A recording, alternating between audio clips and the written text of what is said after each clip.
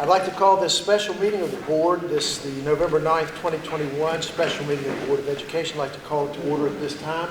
Would you please rise and join the board in a moment of silent reflection? It gives us opportunity to reflect on those things for which we have to be thankful, but also to clear our hearts and minds for the business we're going to consider here this evening. So, a moment of silent reflection, please.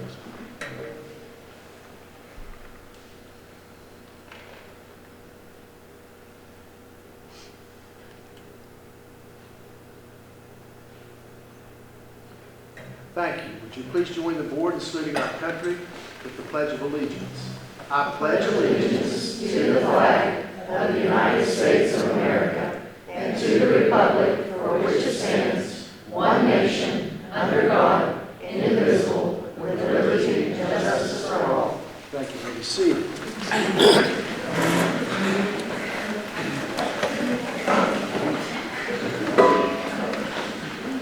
Item 3 on this evening's agenda are the reports from the 4 schools. And the schools have a format that they will be following as they make presentations this evening. Dr. Lee has asked me to make everybody aware of the fact that the Mountaineers play at 7:30 this evening.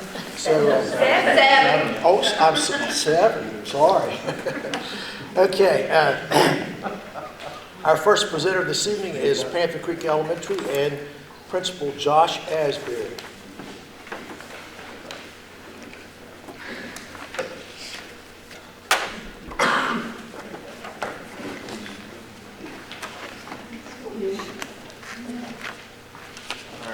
Thank you all for being here. Ms. Tenney has actually put together this nice PowerPoint. We went through a lot of the data. She did a really good job diving into it and seeing what we looked at as a school for the county, and then also the state, kind of comparing that, and then also looking at like the COVID year, and just how much that affected student learning. And I'm sure all the other schools are going to say the same thing. It's last year was a different year. So this year has been kind of different as well, but in a different way. So, but we're marching through, and with that, I'm going to go and turn it over and let Ms. Tenney present it. Well, Josh always asks me, he says, let me see your PowerPoint before we start. So I had it ready. He says, so what are you going to say? And I said, I don't know yet. I'll make it up as I go. But I do know what I'm going to say, because last year I came to you guys, I had absolutely no data. We were in COVID, we were going hybrid, we couldn't assess, half the kids weren't there. So this time we actually do have some pretty good data I want to share with you guys today. So when I first look at it, this is Panther Creek's history of rankings. We are 79th out of 380 grade schools. Not bad, not good, not real happy, but I mean, we fall where we fall. You can see us at our best, we're 16th. Even when we were National Blue Ribbon schools, you know, we're 20-some, but you know, we're 79th. So, I mean, you can see our trend. It's starting to go downhill. Just like everybody else, I'm sure, within the county and the state. So, I go on with that and say, here's where we've been. So, here's our West Virginia state percentiles as we've gone. And, you know, it's pretty consistent. I don't know what everybody else is doing for these scores. Because proficiency, we're 79 and 2/10. And it still puts us at 79. So I don't know what these other counties did to get their scores the way they got them. But, I mean, we're hanging pretty tough. We've been at 90s, 95s, 96s in the golden age. But, you know, currently we're ranked 79th with a 79 percentile of kids being proficient. It kind of shocked me a little bit when I started seeing this, and Josh and I discussed it. When we first, let's go to that again. When we first looked at the scores, I could get all my scores from School Digger. So I'm going to use that as my reliable source for right now. When I opens up School Digger, so they do a third grade assessment. I can't tell you what went on with this third grade class, but as I look throughout the county, most of the third grade classes did well. You're talking some schools were up in the 70 percentile. We're 64. And I'm going to show you something here in just a second that makes me rethink this number. I wish that was the test they gave 5th grade, because evidently they gave that test and it was an easy one. Never seen it happen this high. If you go down to our assessment for our reading, we're only at 32%. That's our third grade scores from last year. As I look through it, fourth grade didn't get much better, especially the math, and the reading's a little better than our math. Our math was only at 36%. We're sending over half of our kids to the middle school not being able to do math, basic math. We're sending over half of our kids to the middle schools not being able to read. And Mr. Cole and I were just sitting there talking about the kids that can't read. So these numbers right now just pull to me like these are shocking. I don't think in my life I've seen Panther Creek so low. Then you have these fifth grade teachers. I might know one of them personally, but evidently she's going to send at least more than half of her fifth grade class into the middle school, knowing how to do some math. That's a hard number for myself anyhow. We're not used to being in the 55 percentiles. This is rough. Reading, not bad, 44. And then we have our science, which we didn't get a hit a lot of last year, and we're all the way down to 27 percentile in that. So those numbers kind of stuck out to me. What you guys like to know is what we're doing to get us into the 10. I don't know that I can do anything different to get myself any further. Sleepless nights, I'm worried about math field day. We're talking to Josh, and he's listening. By all means, he's listening. We're stressed. Like, there's times I'm going, don't go back on my standard. There's no way. I walked into a classroom this year where over half of them couldn't simple multiply. I had to go back. And I'm still going back and forth and back and forth. So when you guys ask us, what are we doing to stay into the 10? I'm backing up and I'm moving forward at the same time. I don't know how we're doing it. Barely keeping afloat. So when we're talking about that, we're addressing our grade level standards. But I'm telling you what, if we don't go back, we are not going to make up any deficits. None. We're using student data folders, and Josh walks in and we can show him, here's where the student is, here's what we need, here's our interventionist. We're struggling. We have one interventionist to do a whole school. That's all we ended up with, one. We have no Title I. We have no hands on deck. These scores are coming from your classroom teachers. That's it. We're addressing all the students at all levels. That's the hardest part. There's a multitude of levels, and I'm going to show you here in just a second. We're doing constant progress monitoring, and I'll show you the app that we're using for that. And we are using the small group instruction as much as we can. So when we talk about 2021, here's my data that I collected. The very first week of school, brought them in and said, let's see where you are. Pretty shocking, because when you open up fifth grade, there are 39 students in fifth grade. 4 of them are on a first grade level. 12 are on a second grade level. That's the first week of school. 15 of them are on a third grade level. I come into a fifth grade class ready to roll with 2 students on level. How do I make that up? I have no intervention. I have no Title I. We have us. And I've got to make the gap up using those numbers right there. All over the place. Fifth grade's a hard year anyhow. But let me show you what happens when I do the reading side of that. Leslie? How do I go over? Tap it play. Hit my play button? Yep. Okay. It's like, There it is. there you go. So let's talk about the reading level. 39 students in fifth grade, 11 of them are reading on a first grade level and comprehending on a first grade level. Where do you make that up? I don't know the answer to it. I wish somebody would tell me. Second grade, we have 4 reading on the second grade. We're getting that third grade. We like this third grade. If you can get them out of grade school on a third grade level, you've done something. We had actually 2 students ready for anything to do with the fifth grade reading level. That's hard. The bigger deficits are coming. So as we look at our fourth grade level, look at the students in math that are on the second grade level. This is basic add and subtract. Look at the kids that came into fourth grade ready for a fourth grade skill, for us to keep moving on forward like you guys want us to. None. Not one. So these are what we're looking at sitting in a classroom going, what in the world? As I keep looking, I look at my reading, I think my reading scores, our reading scores as a whole, I don't know if we're ever going to get these back. I walk into a 4th grade reading class, 6 of them. That's not bad. 16 of them on 3rd, that's not bad. But what am I going to do with 4 students and the other 4 students that are on 1st and 2nd grade level? I'm going to small group. I'm going to read on their level. I'm going to do what I can. Am I going to make that score up? Absolutely not. Not by the end of the year. As we keep looking, I think this one was my roughest. This was the same 3rd grade. I'm sorry, that 4th grade I just showed you back here. This was the 4th grade that took that 3rd grade test last year and had a math score of 60-some%. Where'd it go? How did they score 60-some% when I data collected them the first week of school and said, you guys can't even do a 4th grade level? 15 of you did 3rd, but look at these down here. This is not 67%. Where'd that class go? It makes me question the test.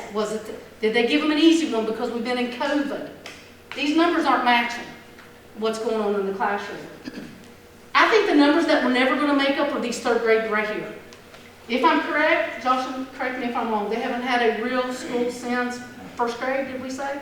They haven't been in school since 1st grade. And it's showing 3rd grade, 20 students, not bad, in math, on a 3rd grade level, not bad. But let's go do the reading section of that. 1st grade level. I think this is going to be the grade that we need to focus on from now until they keep moving up. This has got to change somewhere. That's pretty bad. So as I look through the numbers, we can do some of these bottom numbers, such as if I'm 2nd grade, look here, there's 17 on a 1st grade level. That's not bad. We all know that's doable. The lower grades in reading, 25, I've got that 9 kindergartner, that's a little bit much, but I still have 15, 16 right here, that's very doable. With a strong teacher, with tons of support. Going back to 1st grade, these 1st, 2nd are very doable numbers. They're there. Yeah, even some above. Not bad. Same thing with their reading. Your reading's going to be a problem for years to come. Years to come. This is a 1st grade reading group. If I don't get intervention, if I don't get small group, if I don't get small classrooms, if I'm teaching 28 kids, I have a problem. I know we sit here through the board meetings and we go, oh, they're good. They only have 28. They're right at that max. No, it's not. These are never going to change with 28 kids. I wish I could say we had a super teacher that can do it. There's nobody that's going to do that. We got to keep these classrooms at the grade school small. For anybody up here at the middle school and high schools to have a chance, these have got to stay small. 28 in the classroom with these kind of numbers are absolutely sinking us. And they're going to continue to sink. I'm not reaching every kid that I need to reach. What are we doing to improve? I don't even know. I mean, teaching, I'm serious. You all know that. I'm teaching. I'm not letting anything interrupt my time. I'm data collecting. Oh, we have one interventionist, one, that we're sharing throughout our whole school. 3 days a week. How much time do you think she sees 5th grade? We're assessing students. I'm going to show you that using the A to Z levels that Mrs. McMillian, Mrs. Braun, and Mrs. Frame worked with us in the classroom. We're staying on grade level. Reading's going to be a little bit easier. Math, you can't. If you can't multiply, I can't move on. I can't even divide. We're using ModiMax, and thank gracious, this is filling some gaps for the grade school, middle schools, and high schools. I know it doesn't work for you, but we had to do something. So we actually purchased this. Josh called the company. We used some money. We purchased this. So reading A to Z, I know this is a little hard to see, but what happens is we have early readers, upper readers, fluent readers. This is the levels that from low to high. And I had to cover up the boxes because I had kids here. But you can see we've had kids in this reading level here in the same grade. So what they did, they went to our library and they made leveled readers and they boxed them up and they called them level A through Z. So when I do a small group, I walk to the library and I say, oh, there's my M kids. Here's all my books. Is it working? Yeah. Can I go forward? Yes. M can turn to N, which turns to O, which hopefully eventually turns to Z. Does that work? Yes. I think that was a well-planned thought out of Mrs. McMillian, I think, had seen that, and Kelly Braun had seen that. So we're really liking this. Is it going to help? I don't know. We'll see. What are we doing to improve math scores? We're using Khan Academy, which is our free program, as our backup source. Love it. Great program. Staying on level. We are Moby Maxing these kids to death. They walk in, hit your Moby Max. Hit your Moby Max. Small groups. We've got to keep these small K through 2. And they're doing small groups. We're doing every 6 to 9 week assessment. So we can see, do we move a group? Do we keep a group? Do we need some help? And once again, one interventionist. Moby Max does lots of things, and as I look through this level right here, I had to wipe out my students here, but this student right here started up probably at a 3.1 math level. Within 4 weeks of using the program, every day, 30 minutes, that kid is now working on a 3.5 grade level. We can make big gains. This was a 2.1. 4 weeks after that, they're working at about a 3.0. It'll move them up, it'll move them down, it'll fill in the gaps. That's what we're using right now to hold our head above water. Great program. I wish the county would purchase it. That's my only thought. I wish that we had this all over the county. And it's the program that we have. It has reading, it has social studies, science, it has sight words, yeah, foundational reading. Yeah, so we were able to purchase the entire program. Whereas before, it could be specific to like math and reading, but we went ahead and got to it. This is how we're keeping above water right now. That's it. As I'm looking through it, what am I proud of? Well, I'm proud of my school for keeping afloat. I really am. That's a tough set of teachers up there with a great leader. And Dr. Teacher, when we hired Josh, do you remember what you said? He's going places. We don't want him to go places. Like, we want you to pay him and keep him there. Like, he really does. He listens, he's with us. He walks in, and I'm never stressed, and I was stressed, and he said, what can I do? What can I do? So whatever you have to do, keep him right where he is. Don't let him go. What are we proud of? We're finally getting a track at Panther Creek Elementary. We're so excited. We paid for it. We fundraised. Mrs. Rack took care of it. Kristen Bales out in the building we call it, Camden Clinic. This is going to be a track. I know it doesn't look great right now, but that's all I had to show you today. Hopefully by the end of the week it'll be paid. Yes. That's the plan. Yes. Yeah, we're going to use that track. So the community is going to use that track. We've already had people say, can I walk your track? Sure, come on. And you guys gave us nice lighting. The lighting works great now. So safe community to walk. Our kids are going to be able to expel some energy, and maybe the teachers too. I don't know. When we try to run away, Josh might find us out there. I'd like to ask for tons of wants. But I'd like to have a nice parking lot to go with our nice track. I'll show you a picture here in just a minute. Our parking lot has water, and we send 15 kids every morning across that parking lot from their parents' cars into that school. 15. That's a lot of kids. That thing is an ice rink. From where you park to when you walk in the door, and I know everybody knows the feeling, but for some reason, Panther Creek is an ice rink. We would like that parking lot to have a better look. We'd like some yellow, where the track's coming across. Let me actually show you the picture that I'm speaking about. This is our parking lot up front for our handicap that our kids are loading the buses while they're using the clinic. Now, I'm not the best driver, not the worst. I can't say that I've never hit the gas pedal accidentally when putting my car in the drive.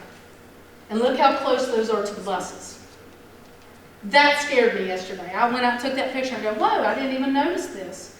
We need some yellow stoppers, and we need some lines. They're not even parked in a set of lines. There are lines here. You just can't see them. There's no stoppers to stop those cars from hitting those buses as we're loading. And I took that yesterday or the day before. So that worries me about the front parking lot. Second parking lot. This is our parking lot. Yeah, not pretty. That water pile right there, you can't park within 10 cars of it. Walk up there and try to park on that lot. This car will actually, some days we've had that, these cars have moved themselves down here, and this car has actually been in the grass because the water will fall and then the cars start moving. If we're going to have a track out here and we're going to have people in our community parking here, we need stoppers. The upper side doesn't need a stopper. I think they're okay up there. There's nowhere to be. Look how we parked. There's no yellow. And Pearls came the other day to the National Testing Center to test us. And the lady says, where would you like me to park? And I said, find a car, park beside it.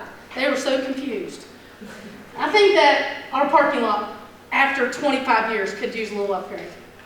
I wish we can fix the water. I don't think you will. But that really needs cleaned up to make the rest of it look good. And we're not asking a lot. Like, I'd like to ask for 20 new teachers, but I didn't ask for that today. I will ask for one more. Can you explain that?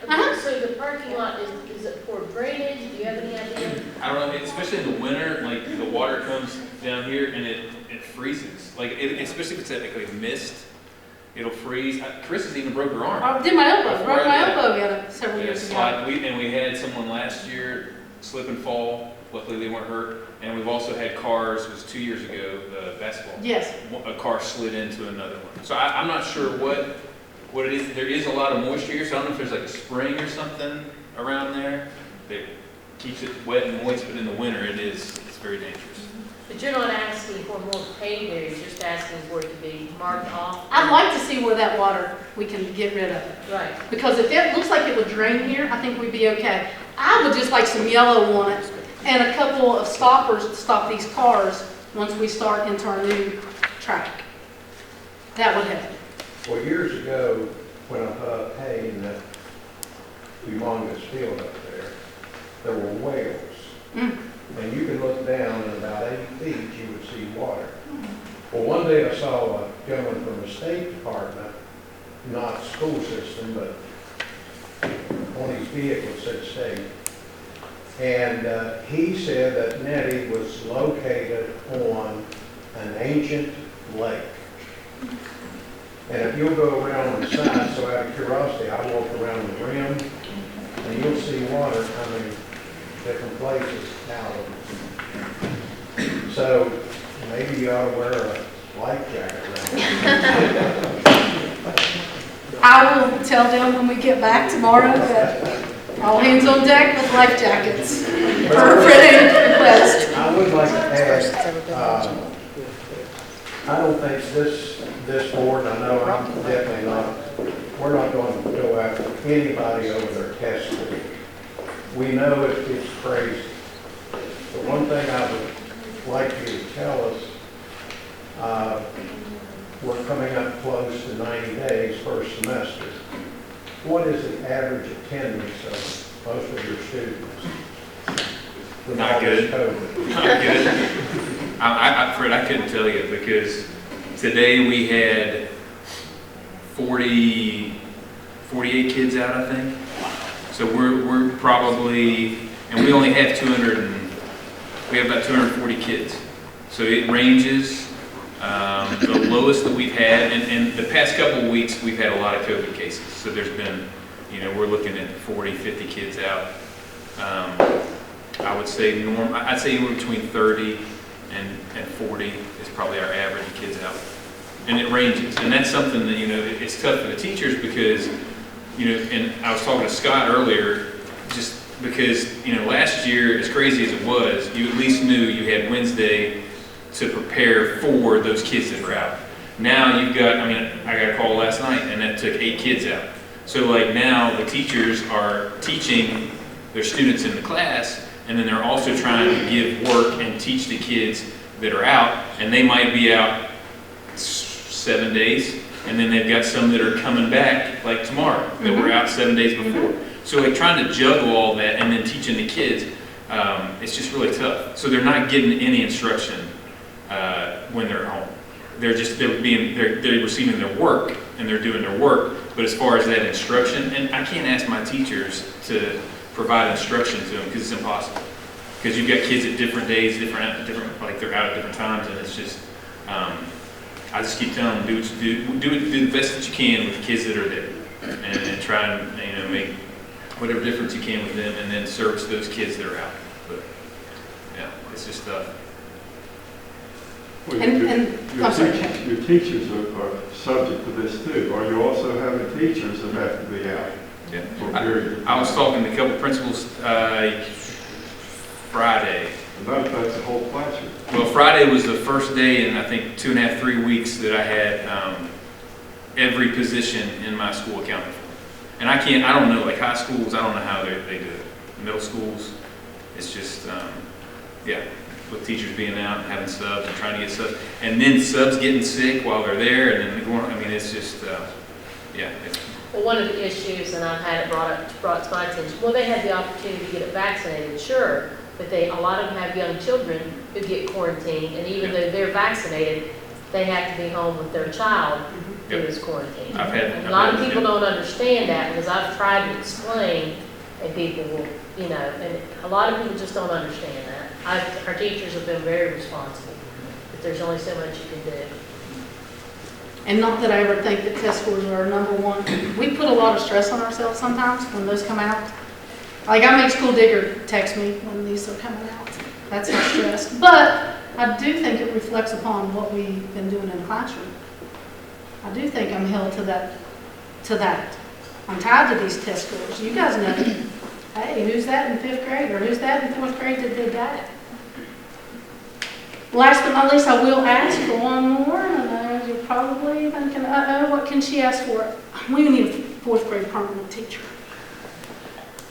Where Mr. Hanshaw even claimed, I mean, he even made a comment, because I watch all the board meetings and I listened twice. He said Panthers Creek was up 6%. We lost 2 teachers. Dr. Teacher, you gave us our 2nd grade back, and I do appreciate that. That kept that small. And when 3rd grade comes up, right now we're using that flex. For us, that flex meant split. For another school, such as a Title I school, that flex means I'm in there, your Title I's in there. We have, that flex for us meant split. We decided not to do it. So we took a different route. And it's working for us. We need a 4th grade permanent teacher. Absolutely. And I just don't think that we have enough resources in our school to even run a flex. And I know how you run a flex. You're teaching half a class, your Title I's teaching half a class, and you're rotating. We have nothing.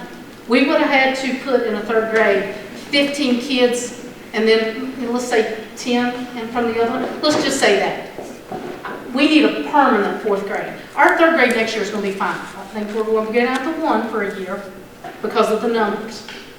If I have to teach 4th grade the way I'm doing it right now, I don't know that I can sustain it. I really would like us to look at the numbers for 4th grade and 5th grade in the upcoming year. I know what's going to happen the 2nd, coming to 3rd. But I would really like us, and I know, and I thank you, Dr. Teacher, you did. You gave us that flex and you said, do what you need to do with it. And we did, and we're making it.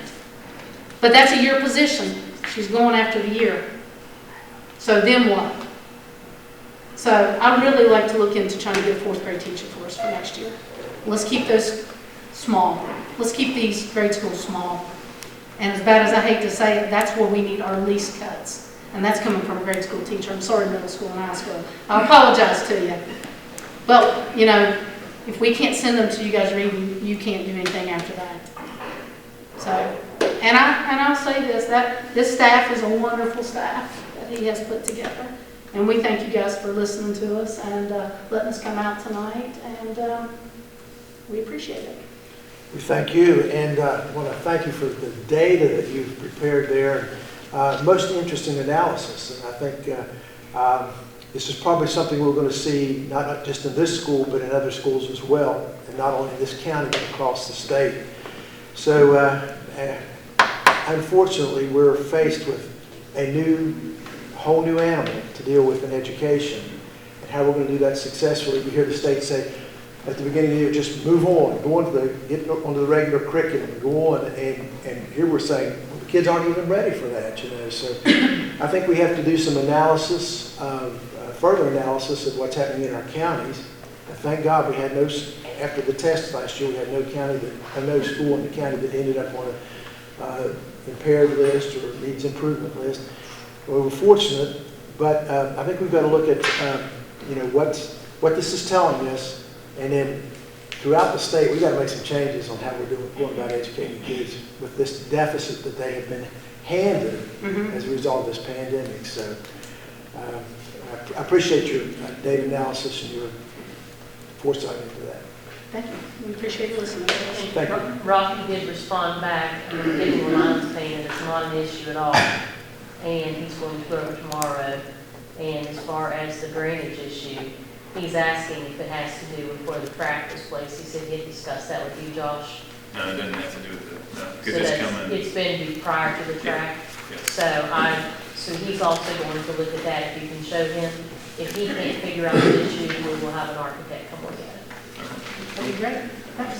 Yeah, Thank you, guys. thank you. Hey Chris, come down here and we'll talk data for a minute. Talk data for you?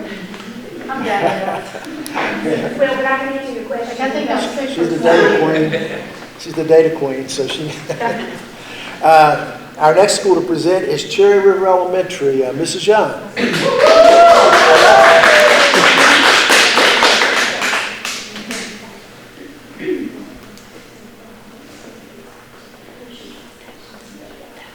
They cheer for me, but they won't stand with me. That's embarrassing. You're on your own.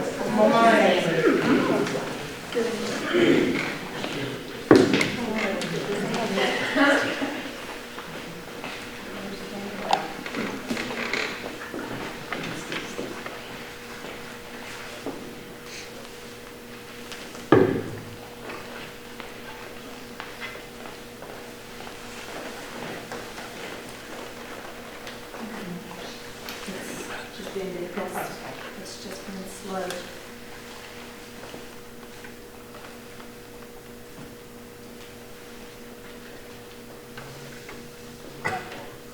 Is Chris still here? Chris, did she leave?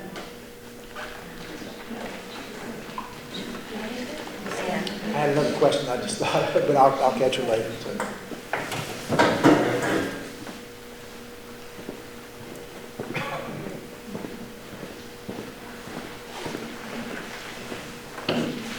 Okay, so I provided you guys with a paper copy too, just in case you would want to scroll through it while I go through this.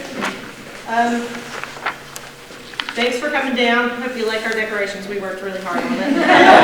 My hard workers are sitting over there. That's the backbone. Thank you. So I started with our vision statement, empowering children for success today, tomorrow, and forever. What we learn and do today shapes tomorrow. So those are what we go by. That's what we learn and do today shapes tomorrow. We can't control the situation around us, but what we learn and do today shapes our tomorrows. Our demographics, fiscal year 20, we had 193 students. We dropped to 185 students. Last year, some were homeschooled. This year, we're down to 171. Some of that's because of the move of the middle school. Some kids went with teachers. I've got a 5th grade class, a 4th grade class, 2 3rd grade class, 1 using a flex teacher, 2 2nd grade, 2 1st, and 1 kindergarten, and 1 pre-K, of course. Looking at the demographic data, one thing about Cherry River Elementary, if you look at our homeless numbers, we're pretty high. Homeless numbers, that's students that are doubled up, bad living situations. So we've got high numbers with our homeless. Foster care, we're higher than the county with foster care students. Students with disability, higher than the state and county students with disabilities here. And so I just wanted to bring that to everyone's attention. You know, that's some of the struggles that we have here. For our strategic plan, our data analysis, we used a leadership team, LSIC team, teachers, and staff. The strategies for improving instruction or improving learning this year, make sure we're focusing on core instruction.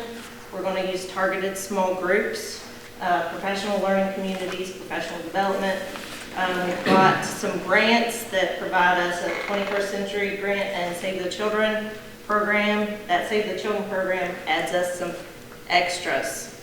We've got the icing and the toppings on our ice cream that Panther Creek doesn't have because of the numbers of homeless numbers, because of the those numbers being higher. We get that. Family engagement, we've got a grant for that. Ed Adventure, I think the high school, Richwood High School, and one other school, I can't remember who, has that with us. That's been a great thing for us this year. And our behavior management system.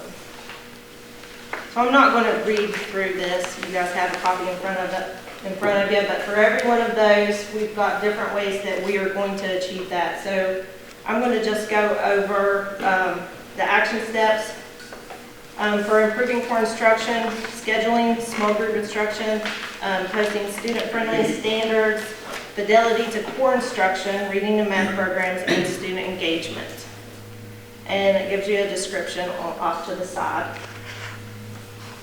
For the small group instruction, we're using intervention, data analysis, and schedules. We did not get an interventionist this year. We could have hired, I think, 2. We did not get 1 applicant. So we don't have any of the interventionists. We do have a Title I teacher, thanks to 21st Century grant.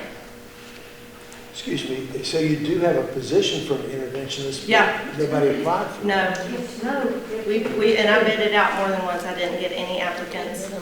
And if I knew, That's the same as Panther Creek. They had 2 allotted, but they can only get applicants for 1. I'm sorry? Panther Creek also had 2, but they can only get applicants for 1. And I don't think that was mentioned, so Panther Creek had 2 positions for interventionists, but they only got applications for 1. That's Is why this- they only have 1. Is this You a- had 2, but you had 0 I had applicants. 0 applicants. So we can't fill the positions. Is this occurring in other schools with Yes. interventionists? Yes, Because we can't find people to apply for it? yes, and teachers as well. Yes. Yeah. Oh, thank you, go ahead.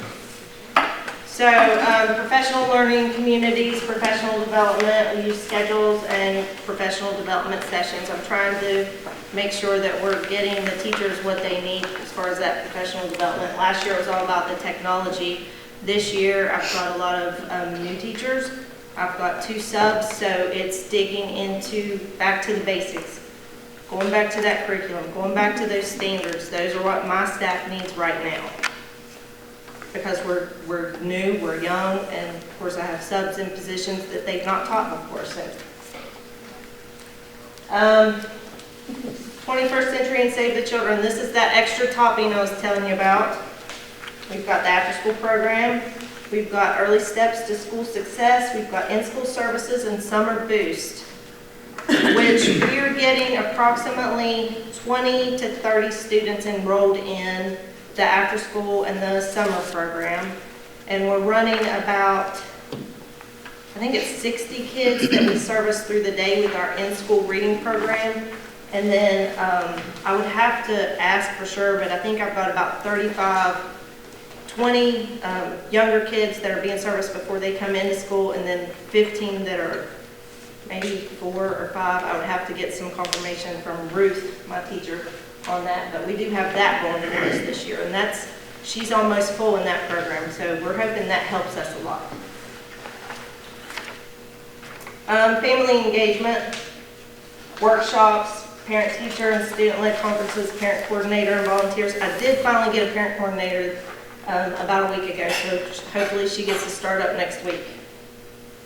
And then communication tools for our family engagement. So I'm going to dig into the data. So summative assessments, ELA, CRE versus county and state. So my GSA data was not good. We're running 45% that are below mastery in math, and that's my 3rd and 4th grade class, which is my current 4th, 5th grade class. And then 53% below mastery in my ELA. That's where those 2 grades stand. 3rd, which is now 4th, you can't look at the school because the school, we took the off-level assessment. So you have to look where it says my students when you're comparing this third grade classroom, because the school, you've got some fourth grade students, they were taking an off-level assessment. So that's not an accurate reading of the data. So my students, if you look, and I wanted to just show you, I dug down and I figured out a place where I can, as an administrator, focus my teachers to fill a gap. So right here is the total, right here is informational text. So if you look at me compared to the state, county, I'm a little higher, but not much. So I'm running close to you guys there, or the county and the state. So looking at literary text, again, I'm running pretty close to county and state as a school. I'm running pretty close. So when I'm looking at averages, because I'm not far from the average right now in reading literary text. But if you go to the next one, this is where you're going to see me really lose some spots. 51%, 53%, 63%. I'm 10% away from county on that one. My writing, my writing and language. So that's third, which is now my fourth grade class. So if you look at my fourth grade class, fourth grade is a little bit worse. Again, totals, I'm running pretty close with the reading informational text. I start to jump away a little bit with the literary text. But you check out this writing.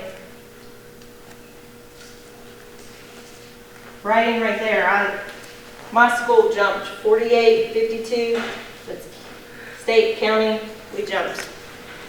That's a gap, that's a hole.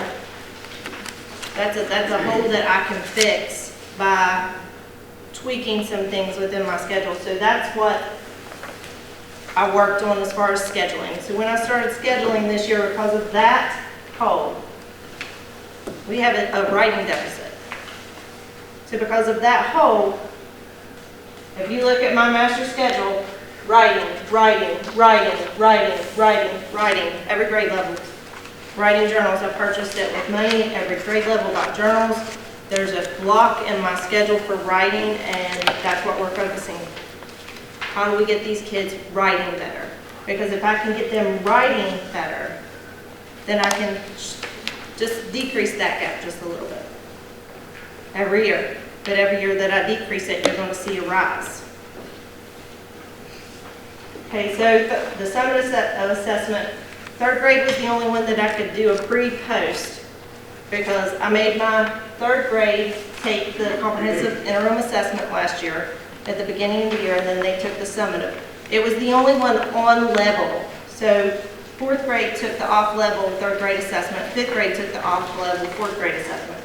So because we took on level, I could look at third grade. So math.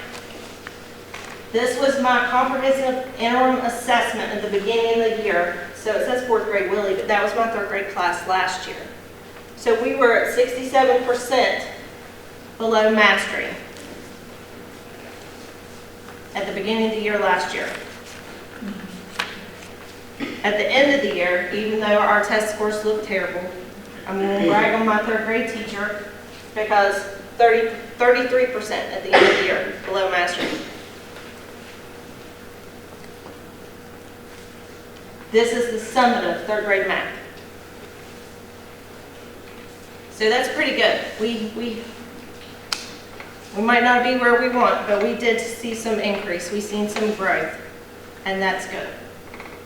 That's a light, a light in our darkness. So another thing that I was looking at as an administrator when I'm trying to figure out how to make changes, little changes that's going to make this year a little bit better than last year. grading scale versus student achievement. I have a lot of new staff, new teachers. You know, they don't always tell you in college, hey, this is how you're supposed to grade, this is what we're expectations.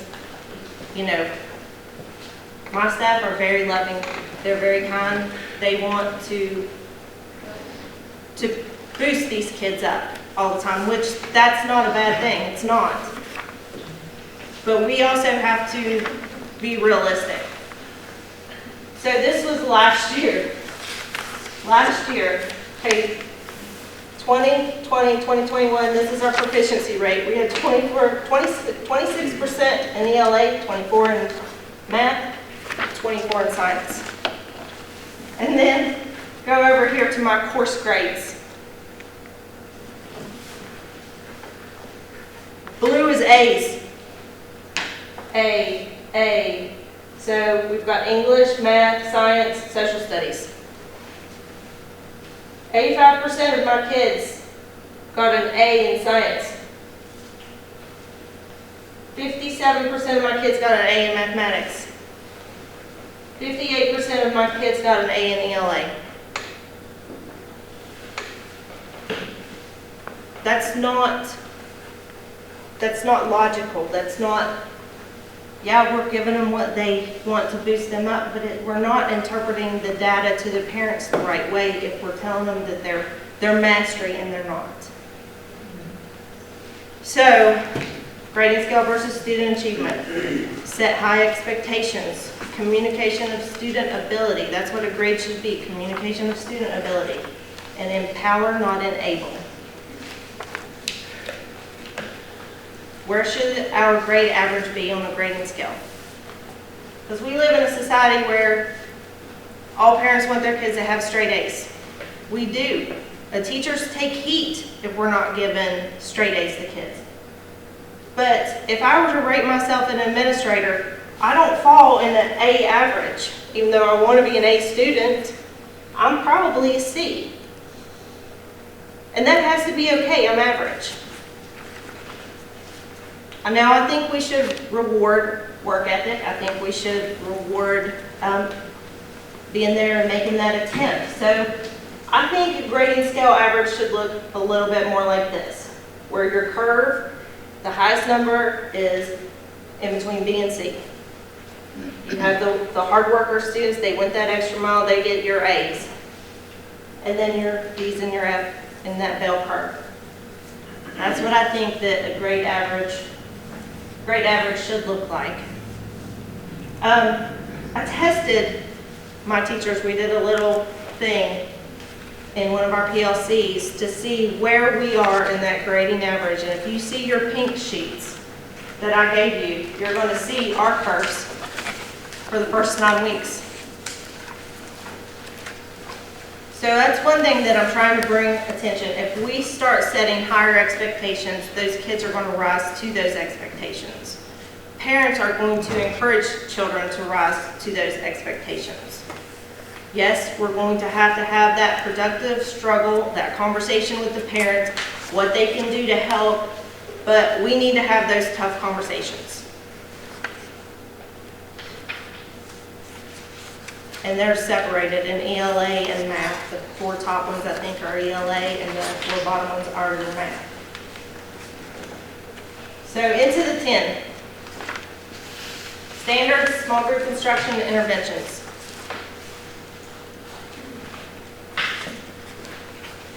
So one of the things that I'm going to get into the 10 is I've got my small groups. If you look at my master schedule, I've got small groups in reading and math.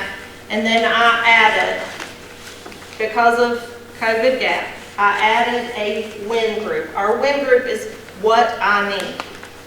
So that is my enrichment. If I need enrichment, that's taking them higher than what they need to be. That is my digging down and filling gaps. Every student in my school is getting WIN time, 45 minutes of it. My teachers are working hard. We are analyzing data every 2 weeks. We are moving kids. We are backfilling reading gaps because of the COVID gap. And like Panther Creek said, there's a COVID gap. Our kids have a gap. Some of the things we're looking at. So my teachers are using small group. We made this rubric. So we have to have a high expectations on what's going on in our targeted small groups. So we set up what it looks like to have a good running small group, and then what it looks like to have a beginning small group. And when I go in and do walkthroughs, or sometimes I'll hand this to them to do a self-evaluation to see, hey, what did your small group look like today? And they'll fill it out. So we're self-assessing where we're at as teachers, as educators. What are we doing right? What can we do better? We've done small group math check-in. This is for my math coach paid for by that 21st Century grant. I got a math coach, she comes in. So we're working on helping these teachers instruct to fill these gaps. How do we give them what they need? And then we use the small group time. I have the times laid out so I know when to go in, when to look for those observations and those check-ins, those walkthroughs.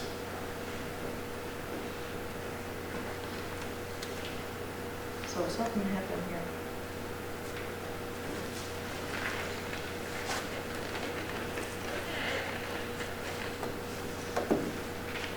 So I think I lost a slide, but anyway, this was what's special about our school. So I listed 3. We have our grow wall project, which is a 2nd grade project. They've planted lettuce. They're watching it grow. They've got the journals out front. They're going to take a field trip to the Career and Technical Center and watch them clean the lettuce and get some added, and then they're going to eat the lettuce. So that's one thing that we're doing this year. There's some pictures. If you look how tiny it was versus where it is today. It grows fast.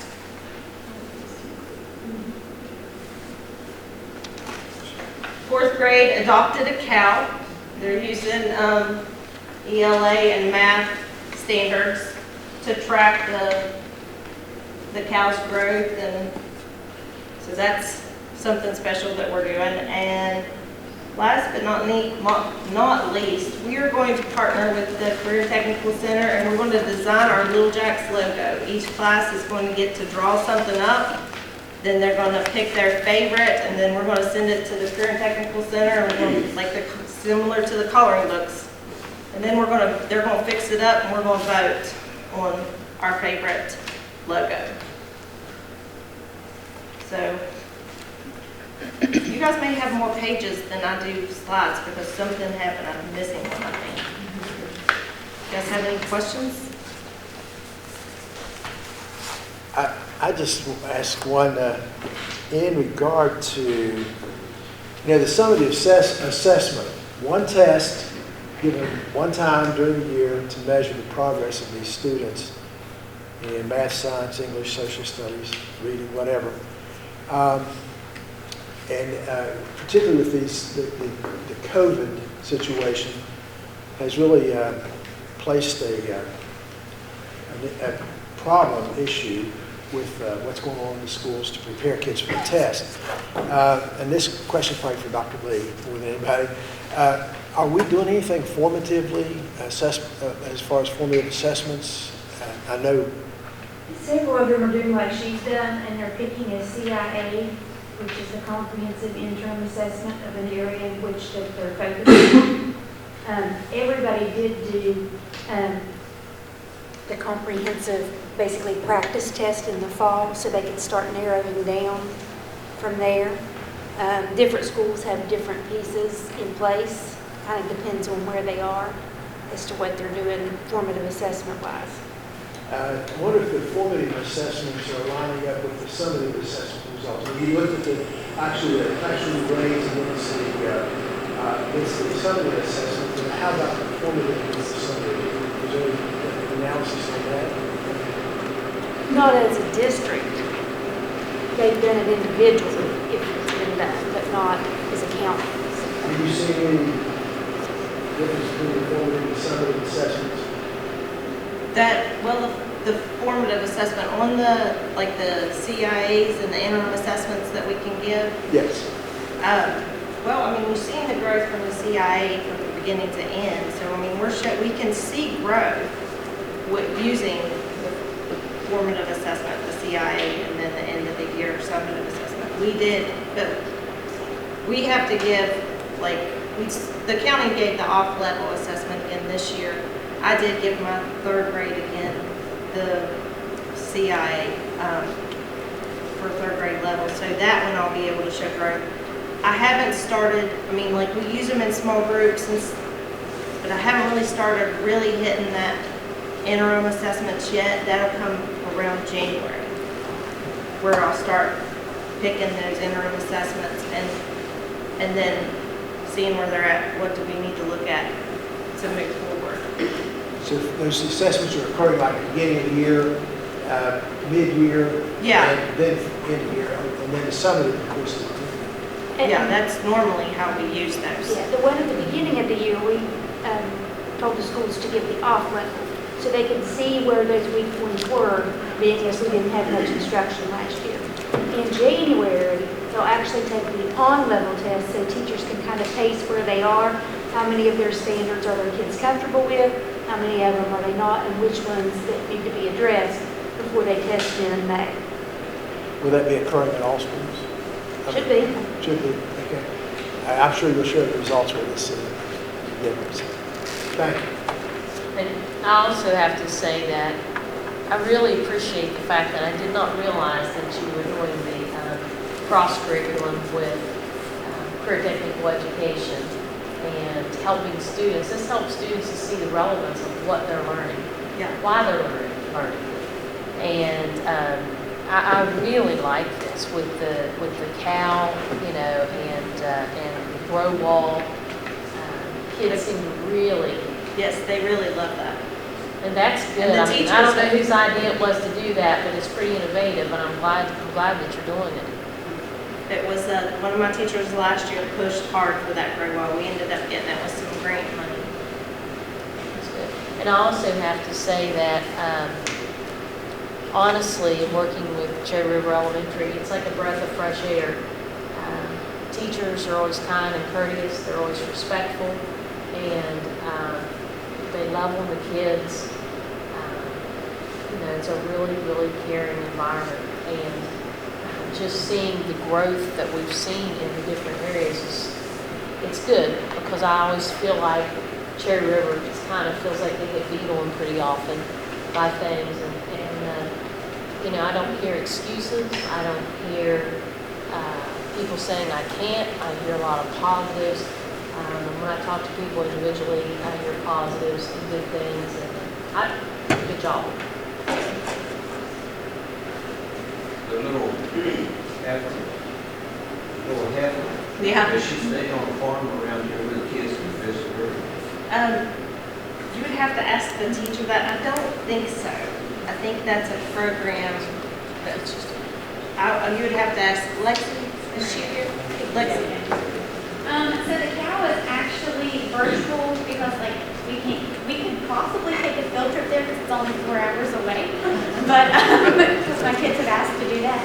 But they send us videos about our cow, and we actually do virtual farm tours like on YouTube and stuff. They send us links and they show us how to take care of the cow, and the kids really enjoy it. Like it's something that they're like, oh, my grandpa does that, or like things like that. So it's a real cat, it's not one that's... Yeah, it's a real cat. Yeah. I think yours is really kind of fun. I actually had one student this summer go to a farm that we did last year and actually see the cow. So they really do take interest in it. So. On these math graphs, are these different classes? These are different classes. These are I have 4 classes. That's my 4 classes for the 4 different. classes. Yeah, so you've got ELA and math for each one. And you're going to use that to compare how things go at the end of the year, based on your teachers? Well, what I used training that strategy? for was because if you're giving students an A, what else do they have to work for? We Right, need, there's a we need that. discrepancy Yes. between grade and actual. so I wanted that, that was kind of like a self-reflection tool for me. I wanted them to see, hey, you know, let's really talk about this. You know, do you consider yourself average, you know, or are you extraordinary? I'm not saying, I would say they're extraordinary, but when I do a self-reflection of myself, regardless of what anybody thinks of me, I'm average or maybe below average. That's the bar I set. I set a high bar for myself. So when I was discussing that with them, I was like, you know, let's face it, our kids should be somewhere in between the BC, that the majority of our classes should be there. And if we have them all up here, we don't have anywhere else to go with them. So I wanted them to see, basically, let's try and start using these grades as a communication tool and have those hard to have conversations with parents, because parents want A's, but they're not always A's. Is this based on standardized testing? That's the teachers' grades. And I that's see. their teachers' grades in libraries. And you've emphasized math in your professional development, I see. Yeah. Can you tell a difference in your first grade aid? Is that helping you think your first grade classes?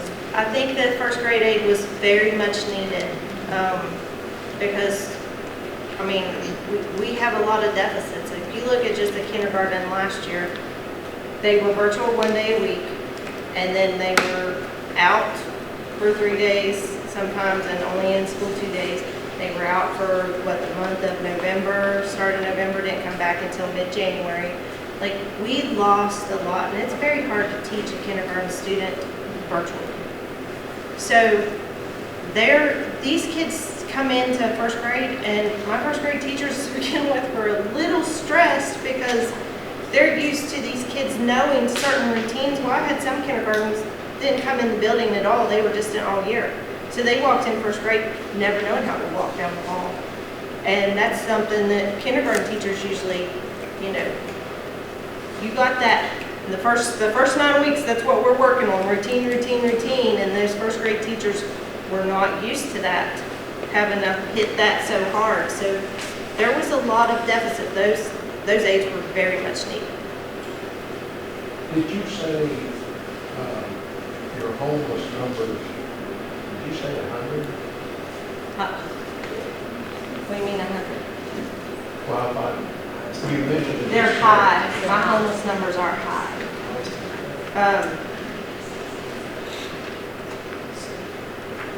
On this, it was 13%, I think.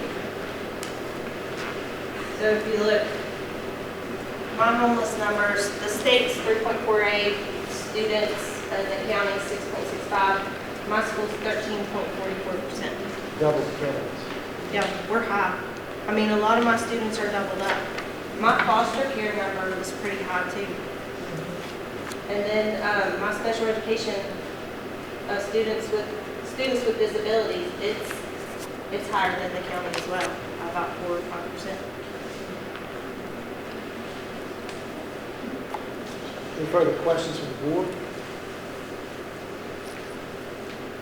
Hearing none, Mrs. Young, thank you for that presentation. We really appreciate that. Also want to thank you for the hospitality you've shown here this evening with the food and having us as guests in your building. So we thank you very much. Richwood High School, Mr. Williams.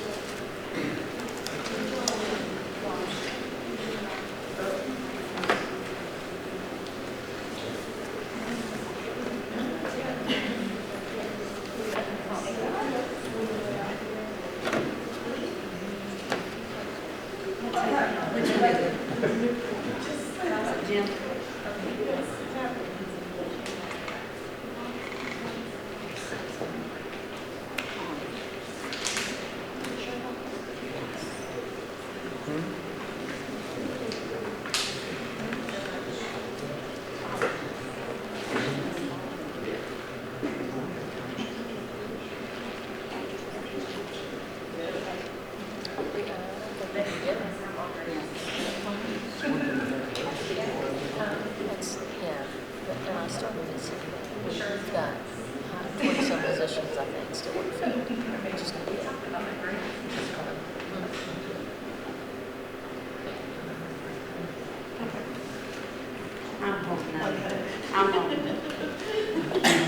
Thank you for having us.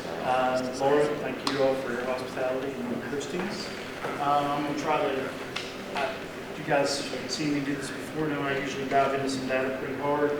I took a little bit of that out this year because of, the lack of data from last year, and two, I just don't know that it was all that helpful with data from last year because of the situation we were in. The state obviously agreed. Normally they do a report card for every school and kind of give you a grade and look at your test scores. And they take our SAT scores, which is our benchmark assessment, and they break it down and they look at improvement and they look at all that. They didn't do that for us. And when they don't do it for us, we don't have the ability to do it for ourselves in comparison to other schools because we don't get that level of data on other schools. So I took some of that out. We looked at our strategic plan. We had meetings last year, after school, faculty was involved, administration was involved, and we come down to the same, basically, strengths and weaknesses we had last year. Our graduation rate is very good. We work really hard to try to get kids to graduation. We work through after-school programs and tutoring. We do summer credit recovery to try to get kids to graduation. The state changed the assessment there, the requirements, and we're now down to 22 credits required for graduation. 18 of those credits are required for math, 4 social studies, 3 science, 4 English, PE, health, art, and then 4 that are their choice. And those choice credits are often CTE credits, and I'll show you that here in a little bit, how many kids go to CTE. But they can also be art credits, extra things in arts. They can be dual credit classes. We have several of those that we work with Golden State College for. So it depends on the kid and what their goals are for post-secondary, where those last 4 credits come from. Behavior generally is a strength. This year starting off, I would honestly say it wasn't, because as Laura discussed, deficits, we saw deficits academically, but we also see deficits behaviorally.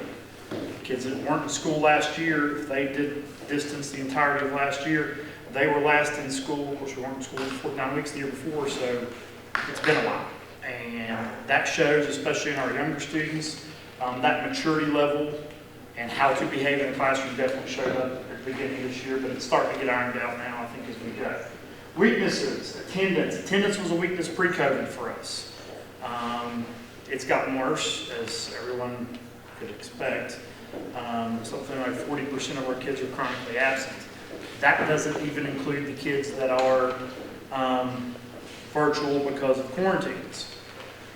A lot of parents are quarantining their children for their own reasons still. They're just keeping kids home. We've got a lot that Mike Williams, that Mr. Williams works with, through truancy diversion, trying to get parents to get those kids in school. We have a social worker now that works with them, trying to get those kids in school. Unfortunately, we don't have a lot of teeth behind us in some of those situations. Largely, that's left up to a legal matter if a student doesn't come to school, and that's not been followed through on an awful lot of areas. Our other weakness that I wouldn't go over with math scores. Again, we do not have a full math staff this year. We've got 1 sub. She's doing a great job for us, but we do have a sub in there. We would have had 2, but we gained 1 from Braxton County this year, and he's doing a great job. So math scores have been a weakness, and I would like to also point out these are weaknesses. These are the weaknesses when they did the report card. There was a red, yellow, green, blue system, red being the lowest. These are red for the state. These are statewide weaknesses. Attendance based on the number that they set up, and math scores based on the number set up are red for the state. So it's not something that's just a local problem, but it is a problem, and it's something we're trying to address. In our strategic plan, we set up various interventions to try to improve on these things. We are a West Virginia Gear Up School. That grant came through again this year, so the next round of that starts in January. So more money comes in for that. That works on things like, and that helps with graduation, FAFSA nights, where we have people come in, work on their FAFSA, try to get our FAFSA rate up. College Decision Day, trying to encourage kids to go to college. Various things along that. They take college field trips. So that's a good thing. We use Khan Academy a great deal. It has targeted support for both math and ELA. Kids can take a diagnostic test. It'll input the score and create a personalized help for them based on what their weaknesses are. For example, in ELA, you could be a really strong reading comprehension, but struggle with grammar. And it will realize your weaknesses and create help for you, practice problems, assessments to address your weaknesses. So we use that a lot for that. PSAT, all 10th graders took it in October this year. We missed last year. That's something we've been doing with the county. Sarah this year and Tony in the past have worked with us so that we could give the PSAT to try to, one, get benchmark. It does a lot of things for us. It gives us benchmark data on 10th graders because there is no assessment in 9th and 10th grade at the high school level. No summative formal assessment, that is. So it gives us data. It also exposes them to standardized testing in a format similar to the SAT. To tell you a quick funny thing that happened, when we gave you the PSAT this year, before you take that test, you have to fill in your data sheet. And it's a bubble-in sheet, bubble in your name. The kids kind of looked at that like, what in the world is this? Because all their assessments in elementary and middle school are on the computer. So they had never taken, in their career, a formal bubble in, sit down with the pencil, color in a circle, heavy and dark, if you erase your mark and make a new mark. Like, that was new to them. So the PSAT gives us a chance to give them some practice at that. Last year we didn't give it. So this year, for the SAT, when it comes around, we're going to give, in January, we're going to put them in a room, same conditions, same timing, with a released SAT test, bubble-in sheet, and have them take an SAT test. That SAT test can then be scored and used with Khan Academy for practice. It also gives them a practice. They've also, in addition to being on the computer, none of the tests in middle school or elementary school are timed. Those are not timed tests. They work at their own pace. So when they get to these, it's their first time being under a time constraint, and it stresses some of them out. So we try to simulate that for them so that they can see, hey, I ran out of time, I need to work faster, or I had extra time, I can slow down and take my time over there. So it really helps with that. And kids that come close to meeting cut scores, it kind of gives them, oh, hey, I almost made it, so it encourages them for when the real test comes in April to be a little better. So, level set assessment, we give level sets 3 times a year the last couple of years. We finished our first time. We're giving it again in January, and I think the last one's in April. Sarah, April? So level set is a English test, and it will determine a Lexile score for our kids. And in order to get them to do their best, we started an initiative this year. We just went over here recently where we're trying to encourage improvement on that test. So they take it the first time, and then if they improve, they get tickets and a drawing so they can win some cool Apple product prizes and some other things we're going to do here there at the school to try to encourage them to actually do their best on that. And that gives us a 3 points in a year Lexile assessment. So that's reading. It doesn't. I wish we had something similar for math, but right now we don't. Summer credit recovery this year. We worked as part of the summer boost program, or the summer soul program. We had a lot of kids do credit recovery, which from last year, several kids needed it, and that helped keep some on track to graduate. And then we use McKinney-Vento funds. That's our homeless funds. Like Cherry River, we are a lot higher than the state average in homelessness. That's bumped a little bit. We get some kids from the fall to shelter that bumps it up even more, but our homeless numbers are a little high. Usually that comes from doubled up families where one family is living with another family. It's not so much shelters and motels and people living in cars as it is families that are doubled up and basically could become homeless at the whim of the person they're living with. So they have a place to stay, but if that person would decide to say, hey, you got to go, they immediately become homeless. So that's where they qualify for homeless. Professional development, we do a lot of Actively Learns trainings. Actively Learns is a reading program that kind of works with Level Set, and it tailors the instruction to the level that the kids are at so that it can improve them. We did a lot of Apple training specifically last year, iPad training, schoolwork trainings. I think I counted up 11 of my teachers, 11 or 12 are Apple teachers, certified Apple teachers.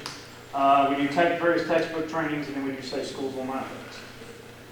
As far as into the 10, I'm going to let Ms. Odell tell you a little bit about what she does here for some small group instruction, what some of their teachers do. But the teachers use the state standards.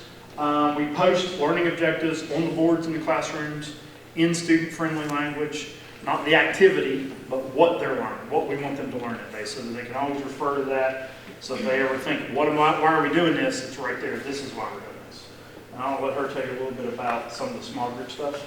In my 10th grade honors biology class, where I've started a new system with them this year, I found that a lot of these kids come to me in 10th grade lacking deeper critical thinking skills. They've been, a lot of times it seems to be kind of lecture and spit back out the information for a test. Upper level biology classes require a lot more connected concepts and understanding systems and how body systems, homeostasis systems, how they work. So I'm trying to kind of build critical thinking skills, and I'm doing something called storylining. It's based on next generation science standards, which West Virginia state science standards are based on next generation science standards. I was actually on the committee last year to review those standards and to renew them coming up next year. So they're tailored around next generation science standards, and if you're not familiar with next generation science standards, they are really tailored toward doing science rather than we learn this concept and this concept and this concept. And what storyline does is kind of unpack those standards and group them in ways that rather than we learn from atom to molecule to cell to tissue to system, it kind of takes parts of genetics and mixes it with animal behavior, with evolution, with nutrition, and kind of packs it into a unit to make better connections and concepts. We've been doing a lot of math in class lately. The kids, they're finding it frustrating, but after we kind of come back together as a large group and go over it, they are able to actually see this first unit that we've covered actually covers Unit 8 of AP Biology, which you typically don't take until you're a junior or senior, and that's the ecology unit. They've also covered the first 2 standards of the genetics unit for AP Biology, and they see how they connect together. So they're really enjoying it. They're enjoying the small group. I try to mix their groups up to make sure some of the stronger math kids are with the kids that don't understand the math as well. They're doing a lot of collaborative kind of learning, peer instruction, and then we come back together as a large group and we're able to discuss it. So I think it's a different way of learning, a lot more kind of hands-on exploration rather than let's read it in the book and just spit facts back out. So I think it's making a difference. They are seeing those connections, and they're enjoying working together with their peers rather than just listening to me drone on and take notes and then take a test on it for 2 weeks. So that's one thing we're trying to do in my classes to increase small group instruction. And that's something we've tried to encourage kind of across the board is more small group, more mixing with strong students that can support and help students that are maybe struggling with certain concepts. Less of the teacher as the sage on the stage and more as a guide and letting the kids work in groups and learn. They're doing a lot of that in math class. Mr. Ryan says a lot in his math class. So we're trying to kind of get some of that group. Last year that was lost a lot because obviously we weren't allowed to get within 6 feet of each other, which, you know, we tried to small group via the iPad, but it did make it harder. So we're trying to recapture some of that this year. SAT scores, I put them on here. They're not good. They weren't good last year, but I didn't expect them to be. We had kids came in and sat down to take the SAT that I hadn't seen all year. They've been distance. Some of them were virtual. 28.5% of our English language arts students were at the college and career rating benchmark according to the SAT, and 14.3% in math. Those numbers are down from what we had typically seen in the past. Again, the state didn't do the full report card, so it's hard to compare like the improvement scores and all that. But those raw numbers were down a little bit, not as much as honestly I expected. but they were down some. So, graduation rate. Graduation rate's been, again, been a strength, been fairly constant in the 90s. The state set a benchmark of 90% is what they want, 95% to get into that upper echelon. We 95.6% last year. It's been pretty consistent between 90 and 91 or 97%. So that's been something we've worked really hard at. Dr. Teacher works with us when I send her, about the end of first semester, I send her a list every year. These are the seniors that are in trouble, and this is what we're doing to try to support them. And we get a lot of them there, not all, but we get a lot of them there. Gear Up, again, that grant was reapproved for this year. Aimed at college and career readiness rate. FAFSA percentages, we got an award 1 year there for our FAFSA percentage being really high. We get kind of raked over the coals a little bit on this number. We work with Glenville State College as our partner for dual credit classes. Glenville State has a nice thing where they can offer Pell Grant help to students while they're in high school. But in order to get that Pell Grant help, they have to fill out a FAFSA at the end of their sophomore year for their junior year or their senior year, or at the end of their junior for their senior year, to get that help. These numbers only count FAFSA rates for seniors who are filling out a FAFSA for the first time. So there's a nice little disclaimer down at the bottom of their data. I wish it was a whole lot bigger, but it says certain counties in central West Virginia, which would be us, Gilmer, Braxton, some of the counties that work with Glenville, are underrepresented in these numbers. So it's actually a little better than that for FAFSA rate. But again, because they do them sometimes in their sophomore or junior year, they don't get counted. They also do career exploration, college application week, which just happened. We took a field trip.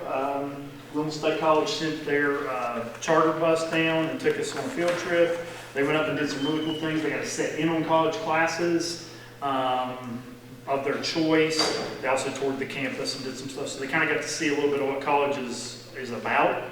And then we do college signing day around the end of the year, where it's kind of like, you know, where you're going to college, and they have a certificate, and we feed them, and that's through Europe as well. Graduation 2020, that program's actually expiring, but there was a little money left. So obviously the kind of the name was 2020 to expire, but they had funds more than they thought. There's a team for that. The big thing that this provides for us still is a graduation coach, which is a huge asset. Last year we, kind of like with the interventionists, last year we had a position for one, but we had no applicants. This year we got an applicant. Kathy Lester is our graduation coach this year. She's doing a great job for us. They pull kids down during the day, talk to them about grades, talk to them about attendance. They make phone calls home to parents, talk to them about grades, talk to them about attendance, write letters home, do all those things to try to get that third, specifically the parent understands, you know, we need your kid at school. We can't, that's, again, attendance being a big issue. We can't educate them if they don't come to us. So that's the big one there. Glenville State College partnership, we started that, 3 years ago now. They offer associate's programs in business and education. We had one student. Last year was the first year that students came to the end of that, because it's a 2-year program. So this is now we're in year 3. We had one student graduate with an associate's degree from Glenville State College in education. But in addition to that one student, we also offer dual credit classes, which we were actually able to help support financially the kids this year because we had money left over. Sarah dug us up some funding for that. In dual credit biology, Ms. Odell teaches. We have dual credit English 101, 102, dual credit math. It's taught actually out at the Career Center, dual credit government, and dual credit U.S. history. Those are taught by a teacher in Nicholas County. Then we have several that are offered online offerings. Kids take psychology, speech, various things. We've sent many kids to college with 40, 50 hours of college credit, 60 hours of college credit, which puts them way ahead of the curve. You know, they're 2 years and they're out with a degree. So that's good for them. For distance, of course we don't have distance education this year, but we really do because, as I'll tell you here in a minute, the next slide, we have an enormous number of kids that have missed time for quarantines, whether they had COVID or they were around someone that did. So we're still using Khan Academy, Bozeman Science, Microsoft Teams. We use Schoolworks, Quizzes, Kahoot, actively learn stuff to try to put things out there because some of these kids when they're going, depending, some of the longer quarantines are actually not when you get it, but when someone in your family gets it, because you have to wait their 10 days, then your 10 days after that. So we're talking, sometimes it's a month before we get these kids back. So this is our only way to get that work to them. We still do our spraying in the cafeteria and doorknobs and things after lunch and between classes. We're still using our metal temperature checkers every morning to try to capture some of those, to prevent the spread and to also make sure we don't have kids coming to school sick. 1 out of 5 students, it's over 60, the total that have been tested positive for COVID. So if I brought 5 Richwood High School kids in here at random, 1 of them has been positive for COVID this year. 79% of our kids have missed time due to quarantine. That's 279 kids that have been quarantined at some point this year out of 350. The ones that haven't are students who have been vaccinated or students who are doing homebound or virtual school. So basically everybody, if they're not back, everybody at the school has been exposed to COVID in this time, unless they're vaccinated. Vaccines, of course, have been available for students and staff. Most of the staff's vaccinated, but that doesn't mean they're not coming down with COVID. We've had 10 staff members test positive for COVID. So it's definitely out there, and it doesn't, the vaccines tend to make it, from the report of people that have told me, tend to make it a whole lot easier on them, but it's not really keeping them from getting it. We recently got 2 contact tracers through SCSC, and they help us with some of the contact tracing. It took some of it off of us in the office to allow us to do some of the day-to-day things that we needed to do. The first couple weeks of school, all I did was contact trace. It was pretty bad. Areas for improvement, attendance. Mike Williams, our truancy diversion specialist. We use our grad coach through grad 2020. Matt Kaiser's our social worker. All those people along with us in the office. Hammer on these attendance. Get the notes in. But getting notes in helps Mike Williams with our truancy. It doesn't help kids learn. If they're bringing in notes, if they're bringing in doctor's notes, that's great. They're not truant, but they're still chronically absent. They're still not there getting the instruction.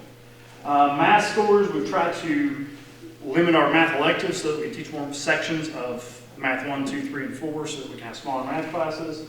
We have Math 1 lab that all the 9th graders, or most of the 9th graders, end up in for at least half the year to kind of catch up in that. And then, of course, the Khan Academy for math practice. We also had 2 levels of math lab for 9th grade. Yes, we had another math lab for upper level kids to try to not just remediate for the kids that were behind, but also extend for those that were. There's a group of them that are at the Career Technical Center for math, so they don't get that first period math lab that the rest of the 9th graders get, so they actually learn at the end of the day. They get their Career and Tech Center math.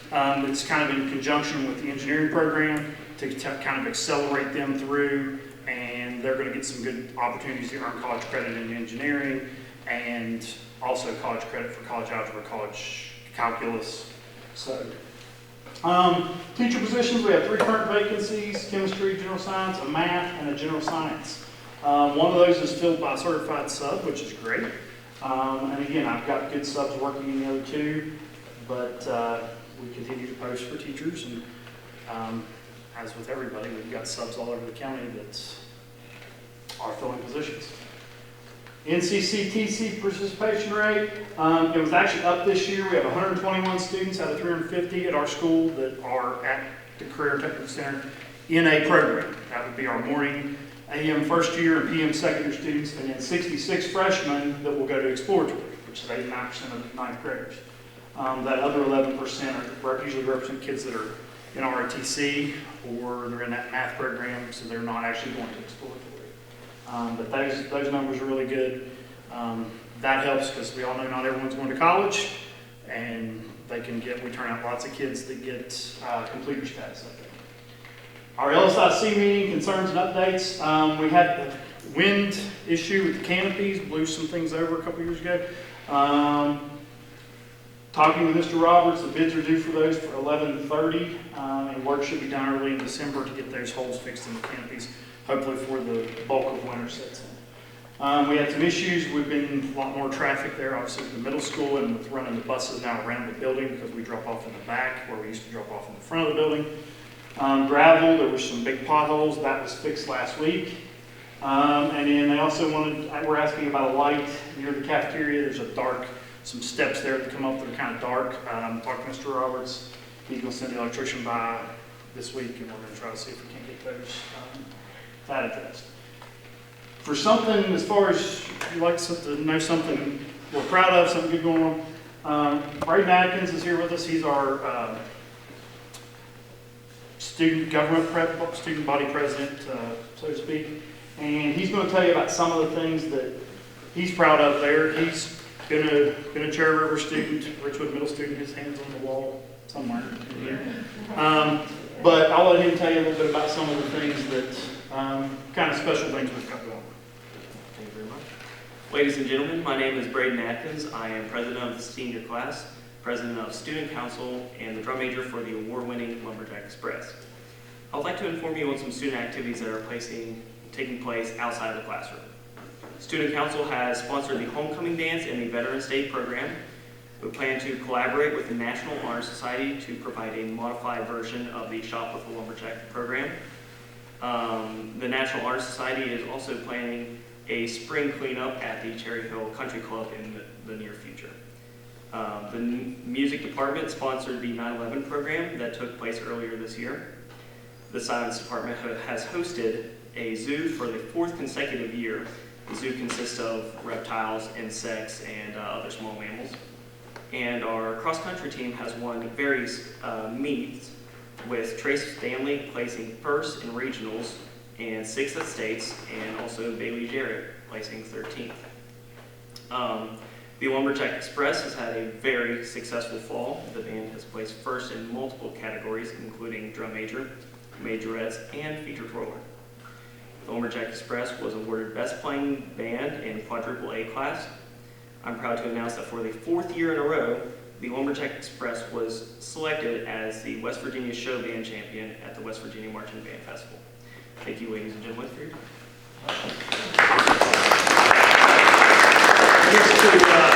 Our Veterans Day program actually happened today, and it was a good success. The students were very well behaved.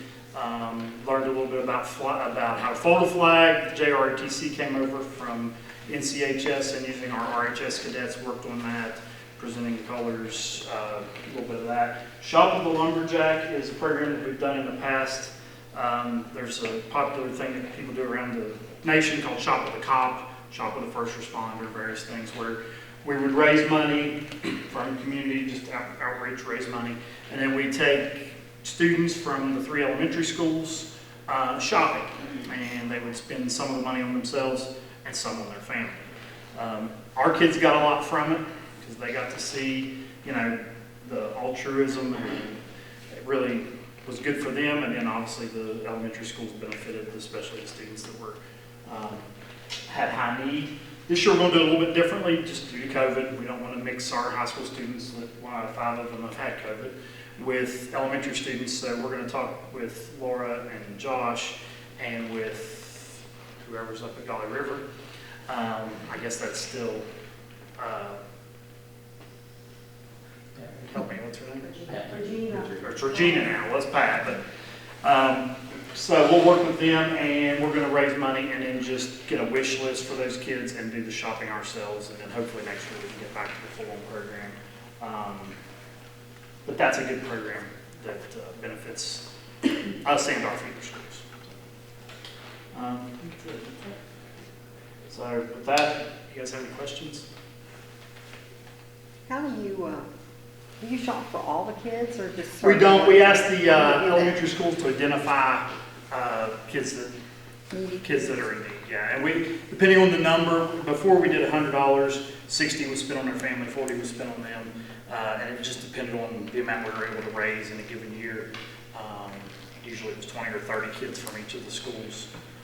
We asked the elementary, along with their social workers, to identify, where that, if you needed that most.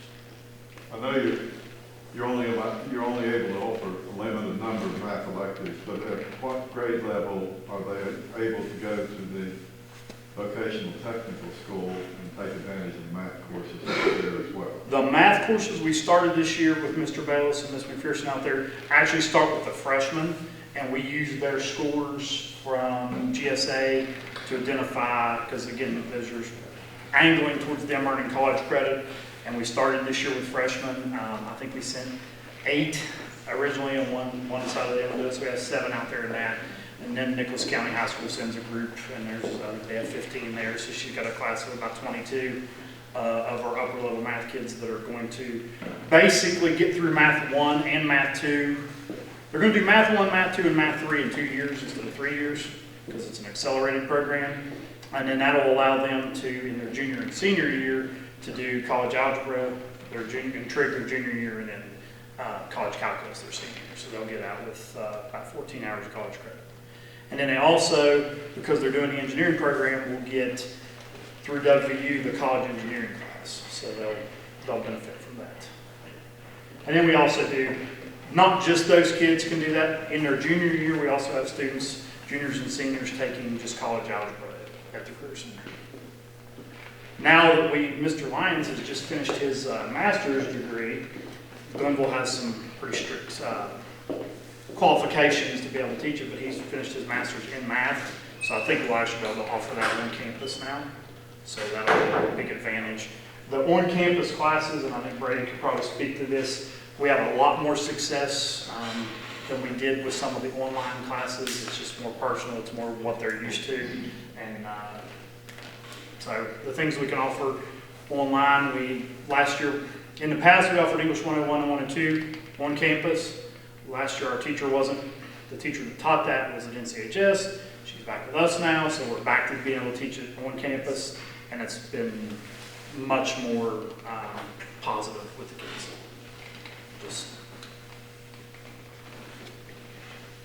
I have a question for Mrs. Odell. You were on the original rollout, actually from the inception of when we looked at iPads with Apple and that type of thing. How do you think that's, after 2 years now, how's that going? You know, I love everything that we're capable of doing, that we're able to do. I think our biggest struggle, especially recently, is Frontier's probably not the greatest internet provider in the world, as everybody knows, and having just connectivity issues. Internet's out, which means I have to back up and print out something on paper real quick to give to them, and then put a hand-in request in schoolwork so that they can. I'm kind of to the point now where I don't want paper at all, because I'm kind of scatterbrained and I'm afraid I'm going to lose something. If it's in schoolwork and it's on my iPad, I know it's there. That's probably the biggest issue I see right now. I love the technology. I love all the things I can do with it. It's right now it's just the internet issue, and I don't think it's necessarily a Chris issue. They just updated the internet there yesterday as well. So we just got new boxes. So hopefully we'll start seeing that be better. We got new routers yesterday and today. We got new routers put in that should help. I get an email about every day from Chris and I'm assuming it goes to all around the county, that says from the state that says bids are going out, they're trying to upgrade. It's not a Nicholas County issue, it's a state issue with their contracts with the internet. But sometimes it's out, but more than out is it's spotty. So you'll be right in the middle of doing something and then it goes out. So my hallway in particular, I'm the one kind of pod with 3 rooms in the one hallway, and I'm on the very end. So it seems like my end always gets kicked off, and it's third period every day. It's so frustrating. It's my forensics class. We try to do things online, and my internet doesn't work. And it was like 4 days in a row. My internet was out, so I was having to back up and just kind of fly by the seat of my pants and print out paper things. Luckily, it's a small class, so it's not hard just to make a few copies real quick. But it is frustrating with the internet, when connectivity. If we can't connect, then it's hard to do those things. I try to get things put on. I think most all of us try to get things put on in the evenings when kids are gone, or early in the morning when less people are using the internet. But it seems like, especially on days when we have most all of our kids there, it's worse. So, and I think it's just an internet. They had some issues with the state. At one point, the filtering system wasn't filtering basically anything. and then the state made some changes with the filter, or there were some changes with the filter. Then it was filtering everything, and it wouldn't even let you on Google. So it kind of went from one extreme to the other extreme, and neither one was and now I think we've got that kind of, it was allowing everything, things that students didn't need, and then it was allowing almost nothing, and now we've finally got that, I think, ironed out, so we're back to, being able to access those educational resources through basic internet, a search engine resources, but not, social media and things that were being allowed before. I want to compliment our young speaker. I'm really impressed, very articulate, very confident in your speaking, and I also have to say that when I was out at the school, I don't know, last year, or maybe it was beginning of this year, spoke to him about the middle school students and stuff. Always so polite, always so just a nice young man. So I just want to compliment you for your speaking. Great job. Thank you very much. He does a great job representing the student body, and I'll brag on all our students. We've got good kids. They're not perfect all the time, and we obviously have some behavior issues that pop up here and there. But overall, I'm very pleased with our students. It's just great to hear our students to be able to speak so confidently and present themselves so well. That usually takes a while to develop. So good job. Thank you. One last question. Is your social worker, is it assigned to your school specifically? We have him 2 days a week, which we had our social worker last year 2 days a week. The nice thing when the middle school came over, two of his other days a week are at Richwood Middle School. So he's actually on campus 4 days a week. And even though my 2 days are Tuesday and Friday, and I think Gene's 2 days are Monday and Wednesday, because he's on campus, if something pops up and they need him and he's in my school on a Tuesday, he can pop over. And likewise, if it's a Monday and I really need a social worker for something that day, I can buzz him and say, hey, when you get a second, can you pop over for just a minute? So he's actually there 4 days a week. And I think he's at one of the elementary schools. I do not know which one the other day, but he's doing a great job. He does home visits. He works with social programs. He's talked to kids about attendance. He's talked about, tried to hook them up with various resources. He does a really good job. A new thing that they're not used to yet, but we have a social worker that we hired. We've tried. We had an attempt earlier. The person lasted maybe 3 weeks, but this individual spends part of their time at the Fulton shelter, and they also will be coordinating their social work services with the high school. So the students from the Fulton shelter that attend Richwood High School will also have the additional supports of a social worker. And we just recently got a new one hired again. So. And that'll be great for them. Those are obviously students that have experienced some trauma at some point in life and are out of their homes, so that social worker there really can be beneficial there. We get the girls in the county. I don't know if you guys are aware how that works. At the high school level, the girls come to Richwood High School, the boys go to Nicholls County High School. The Fulton shelter doesn't like to send them to the same place, and it kind of, neither school takes on as many of those kids that way. So. Any further questions? Thank you all for that great report. Thank you. Good job. Our next school to report tonight is Richwood Middle School. Mr. Collins.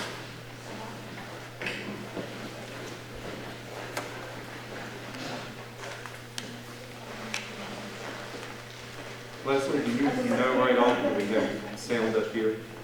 While they're getting ready, I'd just like to say congratulations to the band for all your accomplishments. That's great.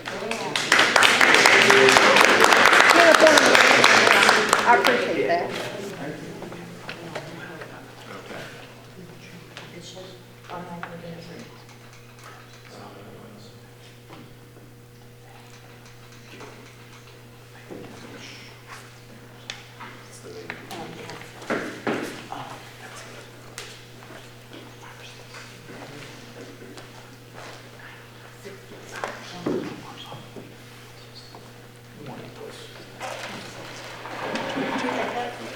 That's a whole lot easier.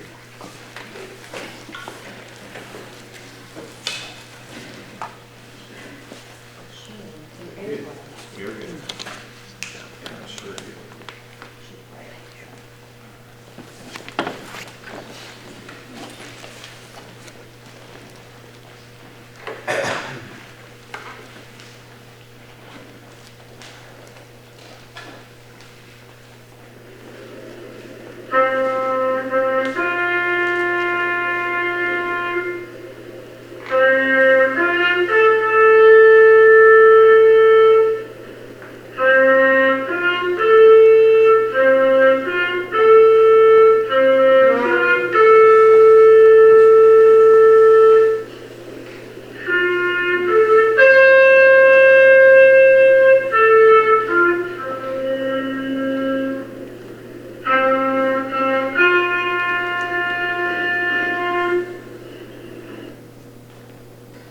just seen was today's, or a piece of today's Veterans Day presentation that Mr. Williams alluded to earlier. I just wanted to give the board a chance to see that our schools are doing some really outstanding work, and it's not just my school. We've heard tons of things from everybody this evening about programs and different things that we've been doing. It seems like every year that I come before you, I end up saying right off, we don't have a whole lot of data. I feel like I'm saying a lot of the same things that you've already heard, because our schools generally, we do share ideas, and we steal ideas. Teachers are the best thieves, well, principals are too. We do a lot of the same programs, but our Veterans Day program today, which was in conjunction with high school, you saw Nicholas County, the JROTC program in the video there. You see PFC Ward, that's a recent Richwood High School graduate who just completed basic training. You see our students, actually we did some flag etiquette and that type of thing with them this morning. Just a wonderful program. I can't thank Colonel Akers and the ROTC program enough for doing that. Also today, our 6th grade students, this is Mr. Wilson, Charles Wilson from Craigsville, a local veteran associated with VFW, and he came in and spoke to our 6th graders. We had his granddaughter in the class, and just, it's wonderful to be part of a community where everybody wants to be involved in the schools. If you look at that right off, I'm sure someone's already saying, oh, there's a typo. No, there's not. Earlier this week, we were standing at the entrance of the school going through the screening process, the metal detectors and temperature checks. And one of my teachers made a statement that really has stuck with me. In fact, I've shared it with a few of the other colleagues here. He said, I feel like I'm in the movie Groundhog Day, because we just keep going back and doing the exact same thing that we have already done. As soon as we think we're getting past COVID, bam, we're hit. We're right back to that. And that has been, I think Mr. Asbury said, that's been the biggest struggle this year. And you know, Mr. Williams gave you numbers. I'm going to give you a few specific numbers. In our 6th grade, 56% of the students have been quarantined at least once. The 7th grade, 66%. The 8th grade, 47%. And if you look at our staff, 57% of our staff have been quarantined. We've been actually very fortunate in our staff because they can be vaccinated. At the middle school level, 80% of my school is unvaccinated and does not have the capability of being vaccinated until just the past week. But the more telling number is when you look at how many students have been quarantined multiple times. Once is bad enough. That could be as much, obviously, as 10 days. When you start getting into 3, 4, 5 quarantines, I have one student who literally has been placed on quarantine 7 times. Not as he missed 70 days, no. But he has been placed on quarantine 7 times because of different contacts. 39% for the 6th grade. Our 7th grade has fared much better with 21%. But look at our 8th grade. 46% of them have been quarantined multiple times. 47% were quarantined at least once. There's one student, basically, who was quarantined once. Every other 8th grader who's been quarantined has been quarantined at least twice. Mr. Abick, you asked earlier the question about attendance. We don't know what attendance is. We have no idea. And, you know, I think the answer that, I forget which principal it was answering that, but I think they were exactly right. It was Josh, I remember now. He said, we really don't know, because so many times when these kids are out on quarantine, we may get that information from the health department, we may not. When they fill out the link on the board website, that gets coded as a virtual instruction day, so it doesn't count against them.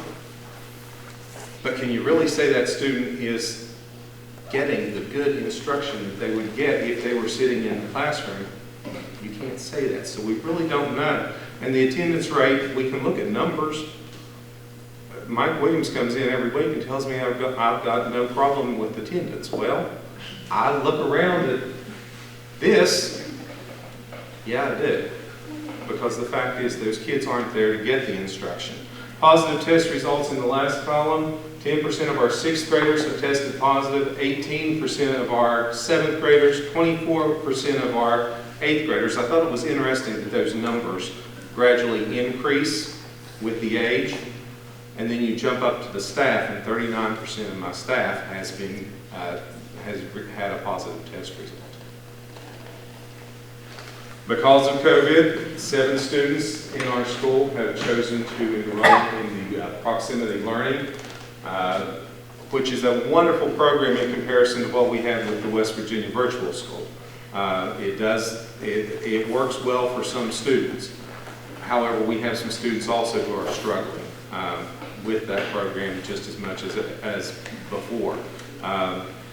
If you're not really going to be dedicated, if you're somebody who has to have somebody standing over your shoulder pushing you constantly, 90% of our homes are not going to have that happen. Most of our students need that in-person instruction, and we need them in the classrooms. I'm going to skip because I think you've seen all these things. Chris Tenney said earlier that she was using School Digger, and I thought, okay, well, somebody else knows about School Digger. Mr. Amick, this goes back to you many years ago, and Mr. Amick was the one who turned me on to the School Digger website. It puts the data into a really measurable, easy to understand format. The interesting thing, COVID actually, our test scores improved. And that was an unusual, we're probably one of the few schools that can say that. Again, I attribute that to my teachers in doing a phenomenal job when it comes to actually teaching virtually. The scores, if you look at the state percentile, we went from 15.8 in 2019. Of course, we didn't test in 2020. We went from the 15.8 up to 33.9 for our percentile scores.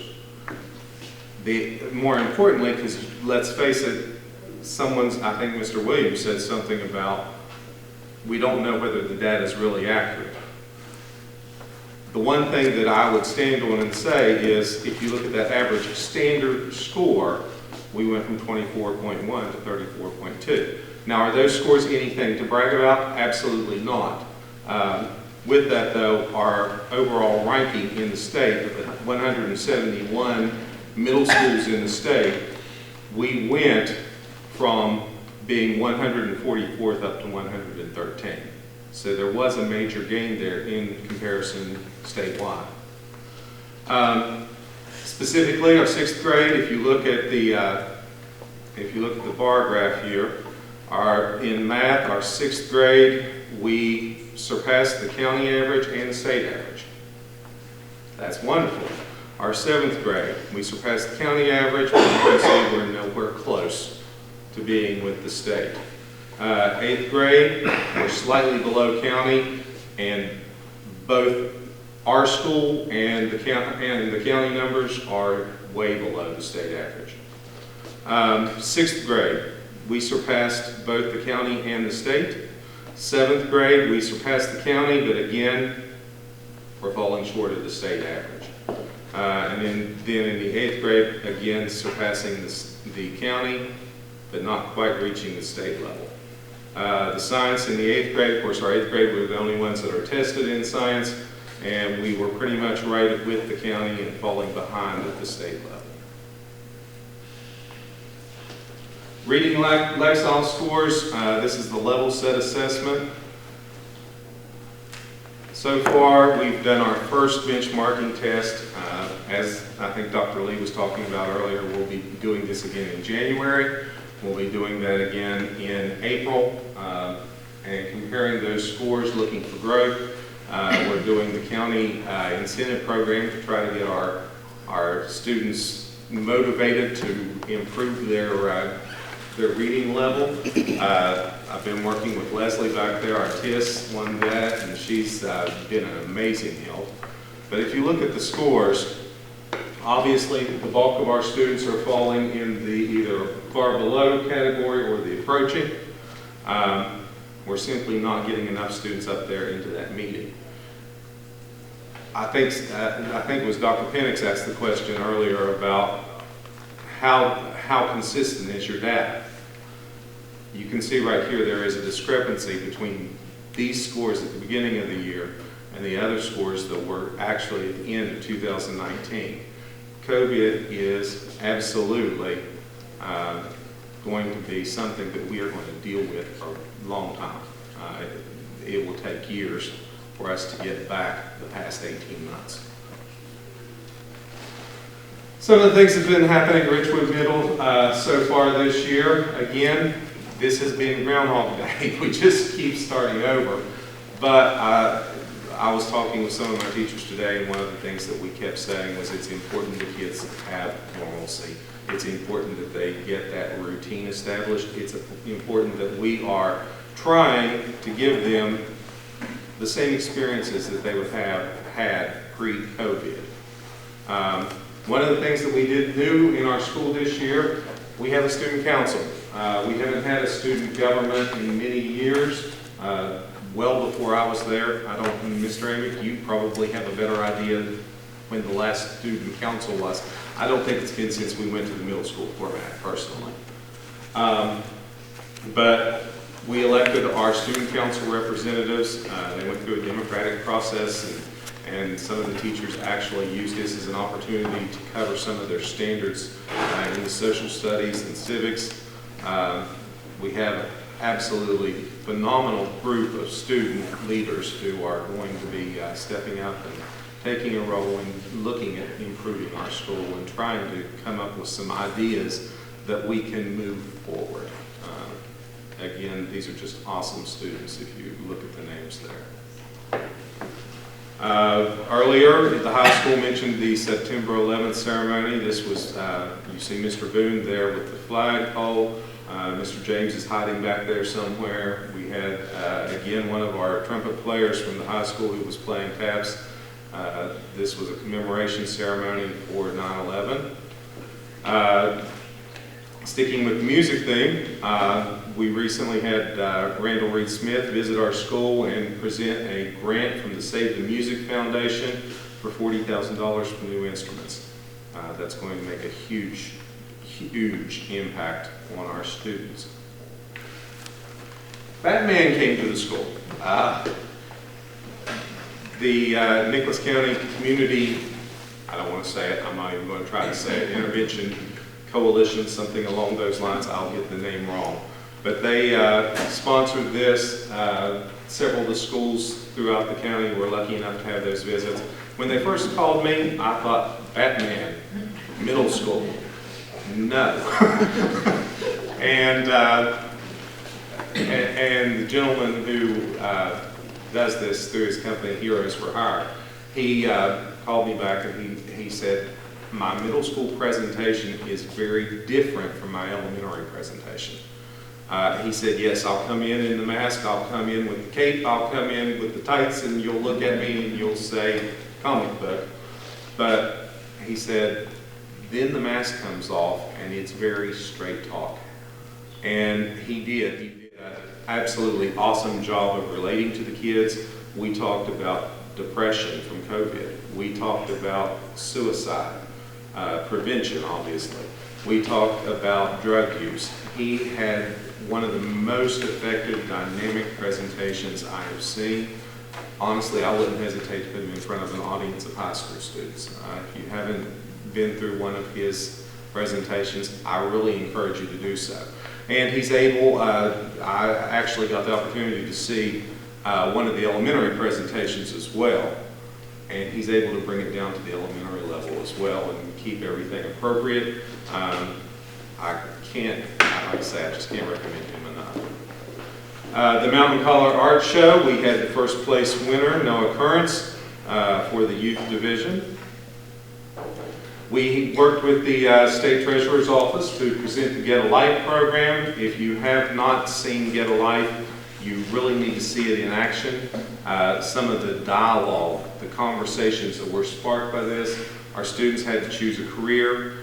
They had to go through the first time with just a high school education, and then the second time it was either a trade school 2-year degree or 4-year degree, and they basically got to see what their life would be like financially if they made the wrong choice. And I had lots of parents who commented. They came home talking about this and talked about it for weeks. We've done this every year for many years. Last year we didn't get to due to COVID, but I really believe it's one of the best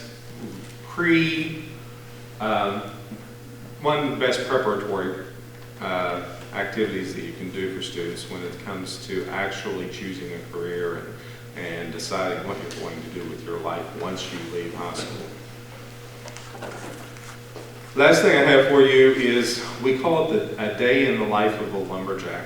Every year I invite you all to come into our school, and a few of you have taken me up on that. I'd like to see every one of you at any time. If you want to stop by, please do. You have a standing invitation. This year obviously was one of the things that was on the list that you were asking for was, what are you doing that's new? Well, everything is new. We're starting over for the third time in 5 years. And we've moved constantly.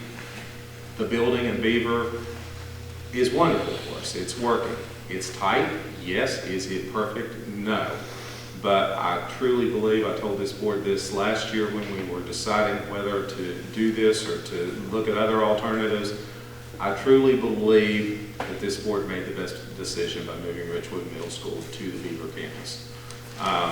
It has worked. It has kept our staff together. It's kept our school spirit together. And it is, while there are some compromises, specifically cafeteria, the space for PE, space for anything is at a limit. We don't have a whole lot of storage space because we took all the closets and turned them into classrooms.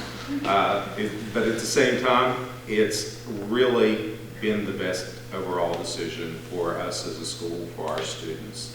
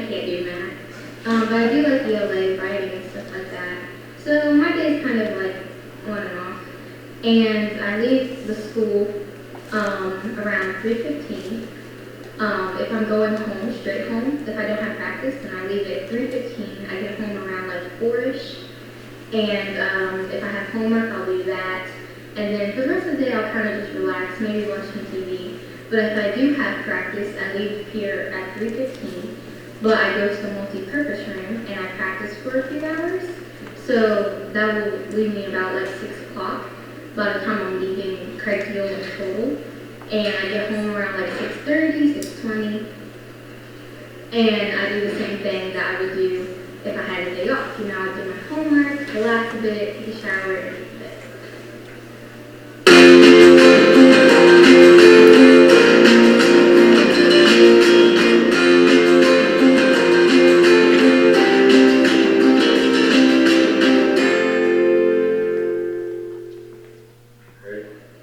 So I get up about 5:30 in the morning. Bus gets there about 7, but it's usually 10 minutes early, 10 minutes late. And then I transfer buses to get them to Panther Creek down there. And I get there about, I'd say 7:15, because I leave about 7:20, 7:25. I either get on 122 or 138 and get here about 7:40 to 7:45. And they ain't too long, it's just a couple periods longer than others. And about band, you see the first bus and you want to go. But after band, I go to football practice, and I get there about 4:30 because bus Stacy's there at 1:17. She's usually late. And football practice is about 6 to 6:10. So we go on activity bus home, which gets there at 6:30. It ain't too packed or nothing, but it gets me to Natty about 7 to 7:15 in that area. I get home about 7:30, 7:40. But after that, I gotta do tours and stuff. Don't really have time to do other stuff because I'll have to do work when I get home usually. But that's about my day.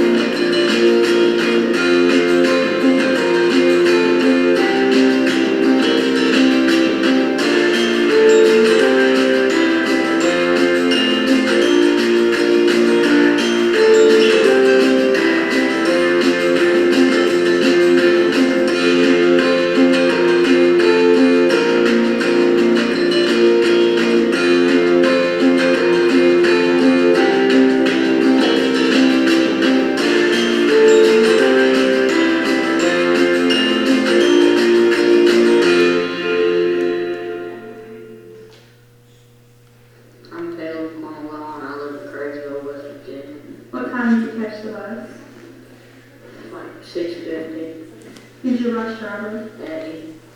What time do you get to school? Like 7:30. And what time do you home? Like 4:10.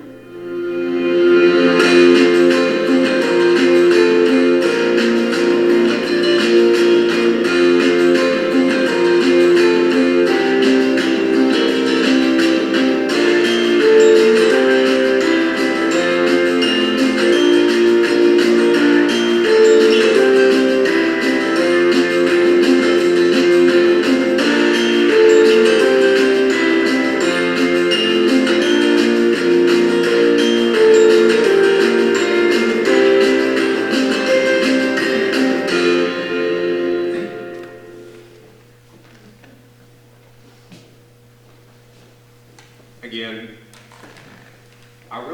what I liked about this video, and Miss Bibb put the video together today and yesterday actually, she threw that together very quickly. But we want our kids to have, yes, we don't have a normal building, we know that, but we want to keep things as normal as possible. So many times I hear people say, well, they don't have a real school. Yes, we do. I think that video should prove we have a very real school. It's the only reality our kids know. And they're going to, yes, there are going to be struggles, but our staff is determined, our kids are determined that we're going to make things work, and it's been, I think we're having a great degree of success. Any questions? Thank you all very much. Thank you.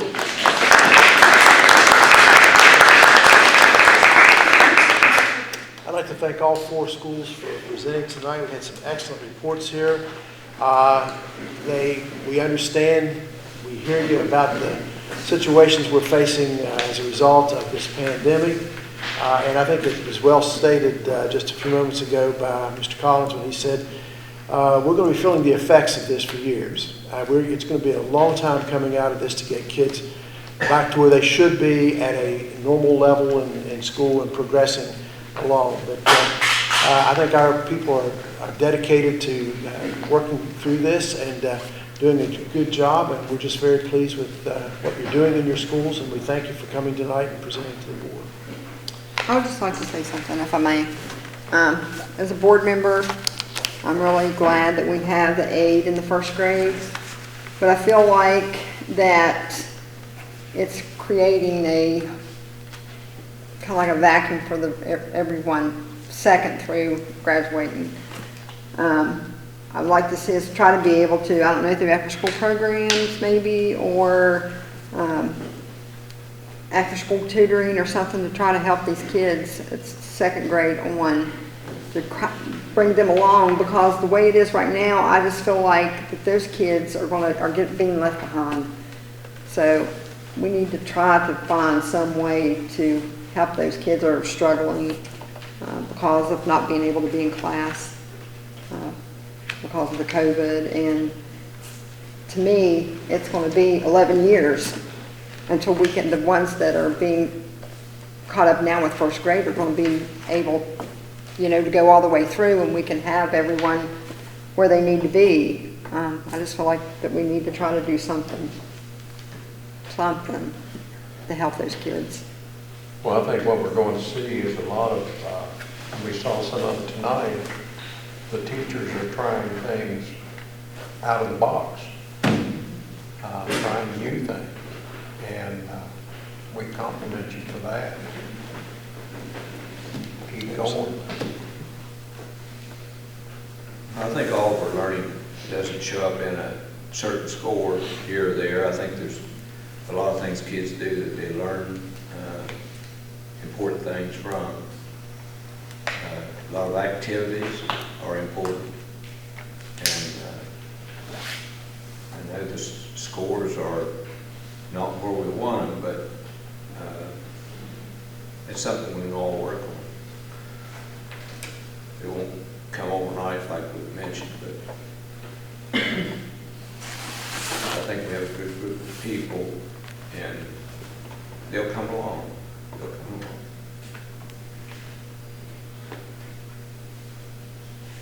Mr. Boots? Oh. Anything you want to? I greatly enjoyed these presentations. I've had an opportunity to visit some of the schools, but I've missed a lot of you, and I learned a great deal from you here tonight. I know you're suffering many, many adversities, and I appreciate everything you do. And as a former teacher, I think I couldn't handle it, and you do. So thank you and congratulations. Thank you. Yes, absolutely. Is there a motion to adjourn this evening's meeting? So moved. Mr. Amy Booth, is there a second to the motion? Second. Mrs. Kaufman seconds. All those in favor signify by saying aye. Aye. Those opposed, like sign. We are adjourned at 7:22 p.m.